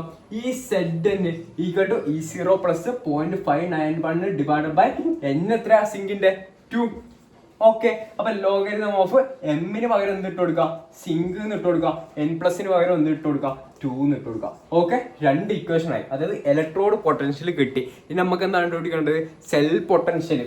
ഈ സെല്ലാണ് കണ്ടുപിടിക്കേണ്ടത്. ഈ സെല്ല് എന്ന് പറഞ്ഞാൽ എന്താ, ഈ cathode minus E anode. Okay, ഇതാണ് എന്ത് ഡിഫറൻസ് ബിറ്റ്വീൻ ഇലക്ട്രോഡ് പൊട്ടൻഷ്യൽ. ഇവിടുത്തെ കേണ്ടത്, ഇവിടുത്തെ കാത്തോഡ് ഏതാ, ഈ Cu, ഇവിടുത്തെ ആനോഡ് ഏതാ, ഈ Zn. ഓരോ ടേം ആയിട്ട് എന്ത് ചെയ്യാം മൈനസ് ചെയ്ത് പോയാൽ നമുക്ക് എന്ത് കിട്ടും, ഈ സെല്ല് കിട്ടും, സെൽ പൊട്ടൻഷ്യൽ കിട്ടും. അപ്പൊ എന്ത് ചെയ്യാം ആദ്യത്തെ ടേംസ് മൈനസ് ചെയ്യാം, ഈ കാത്തോഡ് ഈ Cu മൈനസ് ഇവിടുത്തെ ആനോഡ് ഏതാ ഈ സെഡിന്. ഓക്കെ, ബാക്കി എന്താ ഉള്ളത്? E0 മൈനസ് E0 0 ആണ്. ബാക്കി ഇവിടെ എന്തുണ്ട്? കോമൺ ആയിട്ട് 0.591 ഡിവൈഡഡ് ബൈ 2 ഉണ്ട്. അപ്പൊ എന്ത് ചെയ്യുക? അതൊന്നും ചെയ്യേണ്ട, സബ്സ്ട്രാക്ട് ഒന്നും ചെയ്യേണ്ട, അതേപോലെ തന്നെ അങ്ങ് ഇട്ട് കൊടുക്കുക. അത്ര പ്ലസ് 0.591 ഡിവൈഡഡ് ബൈ 2. ബാക്കി എന്താ ഉള്ളത്? Log of Cu2 plus minus log of Zn2 plus. എത്ര കിട്ടും? Log of Cu2 plus minus log of Zn2 plus. Okay, ഇവിടെ ഞാൻ നേരത്തെ പ്ലസ് ഇട്ട് കൊടുക്കാൻ മറന്നു പോയിനെ. Mn പ്ലസ് ആണ്, അപ്പൊ എന്നിന് ശേഷം പ്ലസ് ഇട്ട് കൊടുക്കണം. ഓക്കെ, അപ്പൊ log of M minus log of N എന്നാ log of M by N അല്ലേ. അപ്പൊ എന്ത് കിട്ടും? ഇവിടെ നമുക്ക് log of Cu2 plus divided by നമുക്ക് എന്ത് ഇട്ട് കൊടുക്കാം? ലോഗ് വേണ്ട, ഓൾറെഡി ഒരു ലോഗ് ഉണ്ട്, ലോഗ് ഓഫ് Zn2 പ്ലസ് എന്ന് ഇട്ട് കൊടുക്കാം. ഓക്കെ, ഇനി നമ്മൾ ഈ ഇക്വേഷൻ നോക്കുന്ന സമയത്ത് ഇവിടെ എന്ത് കാണുന്നുണ്ട്? ഈ Cu മൈനസ് ഈ Zn, അതല്ലടാ E0 സെല്ല്. ഓക്കെ, ഈ കാഥോഡ് മൈനസ് ഈ ആനോഡ് അല്ലടാ E0 സെല്ല് എന്ന് പറയുന്നത്. അപ്പൊ എന്ത് കിട്ടും? ഈ സെല്ല് ഈക്വൽ ടു E0, അതായത് ഇതിന് നമുക്ക് എന്ത് കൊടുക്കാം? E0 cell plus 0.591 divide by 2 into log of Cu2 plus divide by concentration of Zn2 plus. Okay, ഇതാണ് എന്ത് നമ്മുടെ ഫൈനൽ ഇക്വേഷൻ. ഓക്കെ, ഇത്രയും നിങ്ങൾ എന്ത് ചെയ്യുക? ഇത് ചോദിച്ചാൽ പഠിച്ച് എഴുതി കൊടുക്കുക. സെൽ പൊട്ടൻഷ്യലിന്റെ കാര്യം ഫിനിഷ് ആയി. ഓക്കെ, അടുത്തത് ഒരു ചെറിയ സബ് ടോപ്പിക് ആണ്. അപ്പൊ ഇതെങ്ങനെ ക്വസ്റ്റ്യൻ ആയിട്ട് ചോദിക്കുക എന്നുള്ള കാര്യം ഞാൻ പറഞ്ഞുതരാം. എന്താ ചോദിക്കുന്നത്? To calculate standard Gibbs energy change. അതായത് സ്റ്റാൻഡേർഡ് ഗിബ്സ് എനർജി ചേഞ്ച് എങ്ങനെ കണ്ടുപിടിക്കാം? അപ്പൊ അതിനൊരു ഫോമുല ഉണ്ട്, അതെന്ത് ചെയ്യുക? നിങ്ങൾ പഠിച്ചു വെക്കുക. Delta G0 is equal to minus NF into E0 cell, അതായത് standard electrode potential. E0 cell നിങ്ങൾക്ക് ക്വസ്റ്റ്യനിൽ തരും. ഓക്കെ, പിന്നെ നമ്മൾ എന്താ ചെയ്യേണ്ടത്? മൈനസ് എന്നും എഫും അങ്ങ് ഇട്ട് കൊടുത്താൽ മാത്രം പോരെ. ഓക്കെ, മൈനസ് എൻ എത്രയാ? Number of electrons. അതായത് ഡാനിയൽ സെല്ലിന്റെ കേസ് ആണെങ്കിൽ, ഫോർ ഡാനിയൽ സെല്ലാണെങ്കിൽ N2 ആണ്. അതെങ്ങനെ N2 ആവുന്നത്? നമുക്കറിയില്ല. ഡാനിയൽ സെല്ലിന്റെ കേസിൽ സിങ്ക് എന്തായിട്ടാ മാറുന്നത്? Zn2 പ്ലസ് ആയിട്ടാ മാറുന്നത്. ഓക്കെ, ഇവിടെ എന്താ 2 പ്ലസ് ആയിട്ടാ മാറുന്നത്. അതേപോലെ തന്നെ Cu2 പ്ലസ് ആണ് എന്ത് 2 ഇലക്ട്രോൺ വാങ്ങിയിട്ട് Cu ആയിട്ട് മാറുന്നത്. അപ്പൊ ഇവിടെ എത്ര നമ്പർ ഓഫ് ഇലക്ട്രോൺസ് എത്രയാ? 2. ഓക്കെ, അപ്പൊ നമ്മൾ ഇതുവരെ എവിടുത്തെ വരെ പഠിച്ചു? നേൺസ്റ്റ് ഇക്വേഷൻ വരെ പഠിച്ചു. അതോടുകൂടി ഈ ഇലക്ട്രോ കെമിസ്ട്രീന്റെ പകുതിയായി. ബാക്കി പകുതി കൂടിയുണ്ട്. ഞാൻ നിങ്ങൾക്ക് വൃത്തിക്ക് മനസ്സിലാവുന്ന പോലെ എടുത്തുതരാം. ഓക്കെ, എടാ അതേപോലെ തന്നെ ഇമ്പ്രൂവ്മെന്റ് എക്സാമിന് പഠിക്കുന്ന ആൾക്കാരുണ്ടെങ്കിൽ അവരോട് എനിക്ക് പറയാനുള്ളത്, ഓക്കെ, നിങ്ങൾക്ക് ഇപ്പം കിട്ടുന്ന ടൈമില്ലേ, ഇതെന്ത് ചെയ്യുക? യൂട്ടിലൈസ് ചെയ്യുക, നന്നായിട്ട് യൂട്ടിലൈസ് ചെയ്യുക. കുറച്ച് കഴിഞ്ഞാൽ എന്ത് ചെയ്യില്ല? ഈ ടൈം കിട്ടൂല. സോ നിങ്ങൾ എന്ത് ചെയ്യുക? നല്ല വൃത്തിക്ക് ഇപ്പം കിട്ടുന്ന ടൈം മാനേജ് ചെയ്ത് പഠിക്കാൻ ശ്രദ്ധിച്ചോളണം. ഓക്കെ, അതേപോലെ തന്നെ നിങ്ങൾക്ക് വേണ്ടിയിട്ട് നമ്മൾ എന്ത് ചെയ്യുന്നുണ്ട്? ക്ലാസ്സസ് പ്രൊവൈഡ് ചെയ്യുന്നുണ്ട്. ഗൂഗിൾ ക്ലാസ് റൂം വഴിയാണ് എന്ത് ചെയ്യുന്നത്? ക്ലാസ്സസ് പ്രൊവൈഡ് ചെയ്യുന്നത്. റെക്കോർഡഡ് ആയിട്ടുള്ള ക്ലാസ്സസ് ആണ് എന്ത് ചെയ്യുന്നത്? പ്രൊവൈഡ് ചെയ്യുന്നത്. സബ്ജക്റ്റ് ഏതൊക്കെയാണെന്ന് വെച്ചാൽ ഫിസിക്സ് ഉണ്ട്, കെമിസ്ട്രി ഉണ്ട്, മാത്സ് ഉണ്ട്. ഈ 3 സബ്ജക്റ്റിന് വേണ്ടിയിട്ടാണ് നമ്മൾ എന്ത് ചെയ്യുന്നത്? ക്ലാസ്സസ് പ്രൊവൈഡ് ചെയ്യുന്നത്. അപ്പോൾ റെക്കോർഡഡ് ക്ലാസ് ആയതുകൊണ്ട് നിങ്ങൾക്ക് എപ്പോൾ വേണമെങ്കിലും എടുത്ത് കാണാം, റിപ്പീറ്റ് അടിച്ച് കാണും, ഇതാക്കുക ഒക്കെ ചെയ്യാം, പഠിക്കുകയും ചെയ്യാം. ഓക്കെ, അതുപോലെ തന്നെ നമ്മളെ മറ്റൊരു പ്രത്യേകത എന്ന് വെച്ചാൽ എൻ്റെ സിലബസ് കവർ ചെയ്യുന്നുണ്ട്. ഓക്കെ, എൻ്റെ സിലബസ് കവർ ചെയ്യുന്നുണ്ട്. NCERTയിലുള്ള ഈച്ച് ആൻഡ് എവറി സിലബസ് എന്ത് ചെയ്യുന്നുണ്ട്? കവർ ചെയ്യുന്നുണ്ട്. അതിൻ്റെ ഒപ്പം തന്നെ പ്രീവിയസ് ഇയർ ക്വസ്റ്റ്യൻസ്, അതായത് മുൻ വർഷങ്ങളിൽ ചോദിച്ച ക്വസ്റ്റ്യൻസ് എന്ത് ചെയ്യും? ക്ലാസ്സിൽ പഠിപ്പിക്കുന്ന സമയത്ത് ചെയ്ത് തരുന്നുണ്ട്. സോ നിങ്ങൾക്ക് എന്ത് ചെയ്യുക? ക്ലാസ് എടുക്കുമ്പോൾ തന്നെ എന്ത് ചെയ്യുക? അത്തരത്തിലുള്ള ക്വസ്റ്റ്യൻസ് ചെയ്ത് പഠിക്കാം. ഓക്കെ, പിന്നെ പ്രധാനപ്പെട്ടത് ഡൗട്ട് ക്ലിയറിംഗ് സെഷൻസ്. അതായത് നിങ്ങൾക്ക് എന്തെങ്കിലും കാര്യം മനസ്സിലായിട്ടില്ലെങ്കിൽ നിങ്ങൾക്ക് ഡൗട്ട് ചോദിക്കാനുള്ള സംഭവം നമ്മൾ ഒരുക്കി തരുന്നുണ്ട്. സോ നിങ്ങൾക്ക് എന്ത് ചെയ്യാം? എന്ത് ഡൗട്ട് വരുവാണെങ്കിലും നമ്മളോട് ചോദിക്കുക, നമ്മൾ മറുപടി തരും. നിങ്ങൾക്ക് സിമ്പിളാക്കിയിട്ട് പഠിപ്പിച്ചു തരും. ഓക്കെ, മനസ്സിലായിട്ടില്ല ഒന്നും കൂടി നമ്മൾ എന്ത് ചെയ്യും? എടുത്തു തരും. പിന്നെ ഏറ്റവും പ്രധാനപ്പെട്ട എന്താ? Mock test. ഇത് പലരും എടുക്കാറില്ല. കാരണം എന്താ? അതായത് എക്സാമിന് പോകുന്നതിന് മുന്നേ എന്ത് ചെയ്യണം? മോക്ക് ടെസ്റ്റ് എടുത്ത് പോയാലല്ലാതെ നിങ്ങൾക്ക് കോൺഫിഡൻസ് കിട്ടുള്ളൂ. നിങ്ങൾ ജസ്റ്റ് എന്തൊക്കെയോ കാര്യങ്ങൾ വായിച്ച് മനസ്സിലാക്കി പറഞ്ഞിട്ട് എക്സാമിന് എഴുതാൻ പോയാലുള്ള അവസ്ഥ എന്തായിരിക്കും? ഓക്കെ, അപ്പം എന്താ? നിങ്ങൾക്ക് വേണ്ടിയിട്ട് ഓരോ ചാപ്റ്റർ കഴിയുമ്പോൾ എന്ത് ചെയ്യുന്നുണ്ട്? മോക്ക് ടെസ്റ്റ് നമ്മൾ അറേഞ്ച് ചെയ്യുന്നുണ്ട്. സോ നിങ്ങൾക്ക് എന്താ? നല്ല കോൺഫിഡൻ്റ് ആയിട്ട് എക്സാം എഴുതാൻ പോവാം. അപ്പോൾ റെക്കോർഡഡ് ക്ലാസ്സും എൻ്റെ സിലബസ് കവർ ചെയ്യുന്നതിൻ്റെ ഒപ്പം തന്നെ നമ്മൾ എന്ത് ചെയ്യുന്നുണ്ട്? Study materials. ഇപ്പോൾ കെമിസ്ട്രീൻ്റെ കാര്യം പറയുകയാണെങ്കിൽ ഞാൻ എങ്ങനെ പ്രിപ്പയർ ചെയ്തതെന്ന് വെച്ചാൽ എൻ്റെ സിലബസ് എടുത്ത് എന്ത് ചെയ്ത് ടോപ്പിക്സ് ആയിട്ട് സെപ്പറേറ്റ് ചെയ്ത്, എന്നിട്ട് എന്താ ഈച്ച് ടോപ്പിക്കിൽ നിന്നുള്ള ഇമ്പോർട്ടൻ്റ് ആയിട്ടുള്ള ക്വസ്റ്റ്യൻസ് ഞാൻ മാറ്റി വെച്ച്, അതായത് ഇപ്പോൾ ഒരു ടോപ്പിക്കിൽ 5 ഇമ്പോർട്ടൻ്റോ 5 or 6 ഇമ്പോർട്ടൻ്റ് ആയിട്ടുള്ള ക്വസ്റ്റ്യൻസ് ഞാൻ എന്ത് ചെയ്ത് പ്രിപ്പയർ ചെയ്ത് വെച്ച്. അതെങ്ങനെ പ്രിപ്പയർ ചെയ്ത്? കുറേ ക്വസ്റ്റ്യൻസ് കണ്ട് പ്രീവിയസ് ഇയർ ക്വസ്റ്റ്യൻസ് നോക്കി, അതേപോലെ തന്നെ എനിക്ക് വരാൻ ചാൻസ് ഉള്ള ക്വസ്റ്റ്യൻസ്, അതേപോലെ തന്നെ ഞാൻ തന്നെ എന്ത് ചെയ്തിട്ടുണ്ട്, നിങ്ങൾക്ക് ഇമ്പോർട്ടൻ്റ് ആയിട്ട് വരാൻ ചാൻസ് ഉള്ള മോസ്റ്റ് പ്രോബബിൾ ആയിട്ടുള്ള ക്വസ്റ്റ്യൻസ് എന്ത് ചെയ്തിട്ടുണ്ട്, സെലക്ട് ചെയ്ത് വെച്ചിട്ടുണ്ട്. ഓക്കെ, ഓരോ ടോപ്പിക്കിൽ നിന്ന്, ഈച്ച് സബ് ടോപ്പിക്കിൽ നിന്നും. ഓക്കെ, അതേപോലെ തന്നെ ആൻസർ കീയോ അതിൻ്റെ താഴെയൊക്കെ ഞാൻ കൊടുക്കുന്നുണ്ട്. സോ ഞാൻ അത് ഗ്രൂപ്പിൽ അയച്ചുതരാം നിങ്ങൾക്ക് നോട്ട്. ഓക്കെ, നിങ്ങൾക്ക് ബാച്ചിൻ്റെ പ്രൈസും കൂടി ഞാൻ പറഞ്ഞുതരാം. ഓക്കെ, ഇത്രയും പറഞ്ഞാൽ ഞാൻ നിങ്ങൾക്ക് ബാച്ചിൻ്റെ പ്രൈസും കൂടി പറഞ്ഞുതരണ്ടേ? ഓക്കെ, ഞാൻ പറഞ്ഞുതരാം. അപ്പം നിങ്ങൾക്ക് ഏതെങ്കിലും ഒരു സബ്ജക്റ്റ് മാത്രം മതിയെങ്കിൽ, ഫിസിക്സ്, കെമിസ്ട്രി, മാത്സിൽ ഏതെങ്കിലും ഒന്ന് മാത്രം മതിയെങ്കിൽ 749 ആണ് പ്രൈസ്. ഓക്കെ, ഇനി അതിൽ ഏതെങ്കിലും 2 സബ്ജക്റ്റ് വേണം, ഫിസിക്സോ കെമിസ്ട്രിയോ, ഫിസിക്സോ മാത്സോ കെമിസ്ട്രിയോ, ഇല്ല എന്തെങ്കിലും 2 സബ്ജക്റ്റ് മതിയെങ്കിൽ നിങ്ങൾക്ക് പ്രൈസ് വരുന്നത് ഒരു സബ്ജക്റ്റിന് വെറും 599 രൂപ മാത്രം. അപ്പോൾ 2 സബ്ജക്റ്റ് ആകുമ്പോൾ 1198. ഓക്കെ, അത്രയാണ് പ്രൈസ് വരുന്നല്ലോ. അതേപോലെ തന്നെ 3 സബ്ജക്റ്റും വേണമെങ്കിൽ 1699 ആണ് പ്രൈസ്. അതായത് ഒരു സബ്ജക്റ്റിന് 499 രൂപ മാത്രം എക്സ്ട്രാ വരുന്നുള്ളൂ, 3 സബ്ജക്റ്റ് ആണ് എടുക്കുന്നെങ്കിൽ. ഓക്കെ, അപ്പോൾ ബാച്ചിലേക്ക് അഡ്മിഷൻ എടുക്കാൻ താല്പര്യം ഉണ്ടെങ്കിൽ ഈ നമ്പറിലേക്ക് എന്ത് ചെയ്താൽ മതി, മെസ്സേജ് അയച്ചാൽ മതി. എത്ര? 9188707196. ഓക്കെ, ഈ നമ്പറിലേക്ക് എന്ത് ചെയ്താൽ മതി, മെസ്സേജ് അയച്ചാൽ മതി. ഞാൻ നിങ്ങൾക്ക് ഫോം അയച്ചുതരാം. അല്ലെങ്കിൽ മെസ്സേജ് അയച്ച് റിപ്ലൈ കിട്ടുന്നില്ലെങ്കിൽ നിങ്ങൾ എന്ത് ചെയ്യുക, ഞാൻ ഈ വീഡിയോയുടെ ഡിസ്ക്രിപ്ഷനിൽ ഫോം തരാം. ആ ഫോം ഒന്ന് ഫില്ല് ചെയ്താൽ മതി. നിങ്ങളുടെ ഡീറ്റെയിൽസ് നമുക്ക് കിട്ടും, നമ്മൾ ഗ്രൂപ്പിൽ ആഡ് ആക്കിക്കോളാം. ഓക്കെ, അപ്പൊ എന്ത് ചെയ്യാം, നിങ്ങൾ നോക്കിയിട്ട് ചെയ്യാം. ഓക്കെ, അപ്പൊ നമ്മുടെ ടോപ്പിക് ആയ കണ്ടക്ടൻസ് ഓഫ് ഇലക്ട്രോലിറ്റിക് സൊല്യൂഷൻ. എന്ത് ഈ ഇലക്ട്രോലിറ്റിക് സൊല്യൂഷൻ എന്ന് പറഞ്ഞാൽ അറിയില്ല. എന്ത് ഈ ഇലക്ട്രോലൈറ്റ് എന്ന് പറഞ്ഞാൽ, ഞാൻ ഒരു ഉദാഹരണം പറയാം. ഇലക്ട്രോലൈറ്റിന്റെ ഉദാഹരണമാണ് എന്ത്, ഉപ്പ്, NaCl. അതെന്താ, അതൊരു ഇലക്ട്രോലൈറ്റാണ്. അതേപോലെ തന്നെ മറ്റൊരു ഉദാഹരണമാണ് എന്ത്, അസെറ്റിക് ആസിഡ് അല്ലെങ്കിൽ വിനാഗിരി. അതെന്താ, അതും എന്താണ്, ഒരു ഇലക്ട്രോലൈറ്റ് ആണ്. ഓക്കെ, അപ്പൊ അതിന്റെ സൊല്യൂഷൻ എന്ന് പറഞ്ഞാൽ എന്താ, അതായത് ഇലക്ട്രോലൈറ്റ് ഉപ്പാണെങ്കിൽ അതിന്റെ സൊല്യൂഷൻ എന്ന് പറഞ്ഞാൽ അതിനെയാണ് എന്താ പറയാ, ഇലക്ട്രോലൈറ്റിക് സൊല്യൂഷൻ എന്ന്. അപ്പോൾ ഇവിടെ എന്താ ചോദിക്കുന്നത്, അതായത് ഇലക്ട്രോലൈറ്റിക് സൊല്യൂഷനിലൂടെ കറണ്ട് കടത്തി വിട്ടാൽ അതിന്റെ കണ്ടക്ടൻസ്, അതായത് കറണ്ട് കണ്ടക്ട് ചെയ്യോ ഇല്ലയോ എന്നുള്ള കാര്യമാണ് എന്ത് ചെയ്യാൻ പോകുന്നത്, നമ്മൾ പഠിക്കാൻ പോകുന്നത്. ഓക്കെ, ജസ്റ്റ് ഒരു ഐഡിയ കിട്ടി. ഇനി ഇത് ഞാൻ സിമ്പിളായിട്ട് നിങ്ങൾക്ക് പഠിപ്പിച്ചു തരാൻ വേണ്ടിയിട്ട് ഒരു എക്സ്പെരിമെന്റ് ചെയ്യാം നമുക്ക്. ഓക്കെ, ഞാൻ എന്ത് ചെയ്ത് ഒരു പാട്ടെടുത്ത് പാട്ടിൻ്റെ അകത്ത് വെള്ളം നിറച്ച് എന്നിട്ട് അതിൻ്റെ അകത്ത് ബൾബ് വെച്ച്, ഓക്കെ, ഒരു ബൾബ് വെച്ച് വെള്ളത്തിൻ്റെ അകത്ത്, എന്നിട്ട് എന്ത് ചെയ്ത് കറണ്ട് കടത്തി വിട്ട് വെള്ളത്തിൻ്റെ അകത്ത്. അപ്പം എന്താ, ബൾബ് കത്തുവോ ഇല്ലയോ? ഇല്ല, ബൾബ് കത്തൂല. കാരണം എന്താ, വെള്ളം എന്ന് പറയുന്നത് ബാഡ് കണ്ടക്ടറാണ്. ഓക്കെ, അതുകൊണ്ട് എന്താ ബൾബ് കത്തൂല.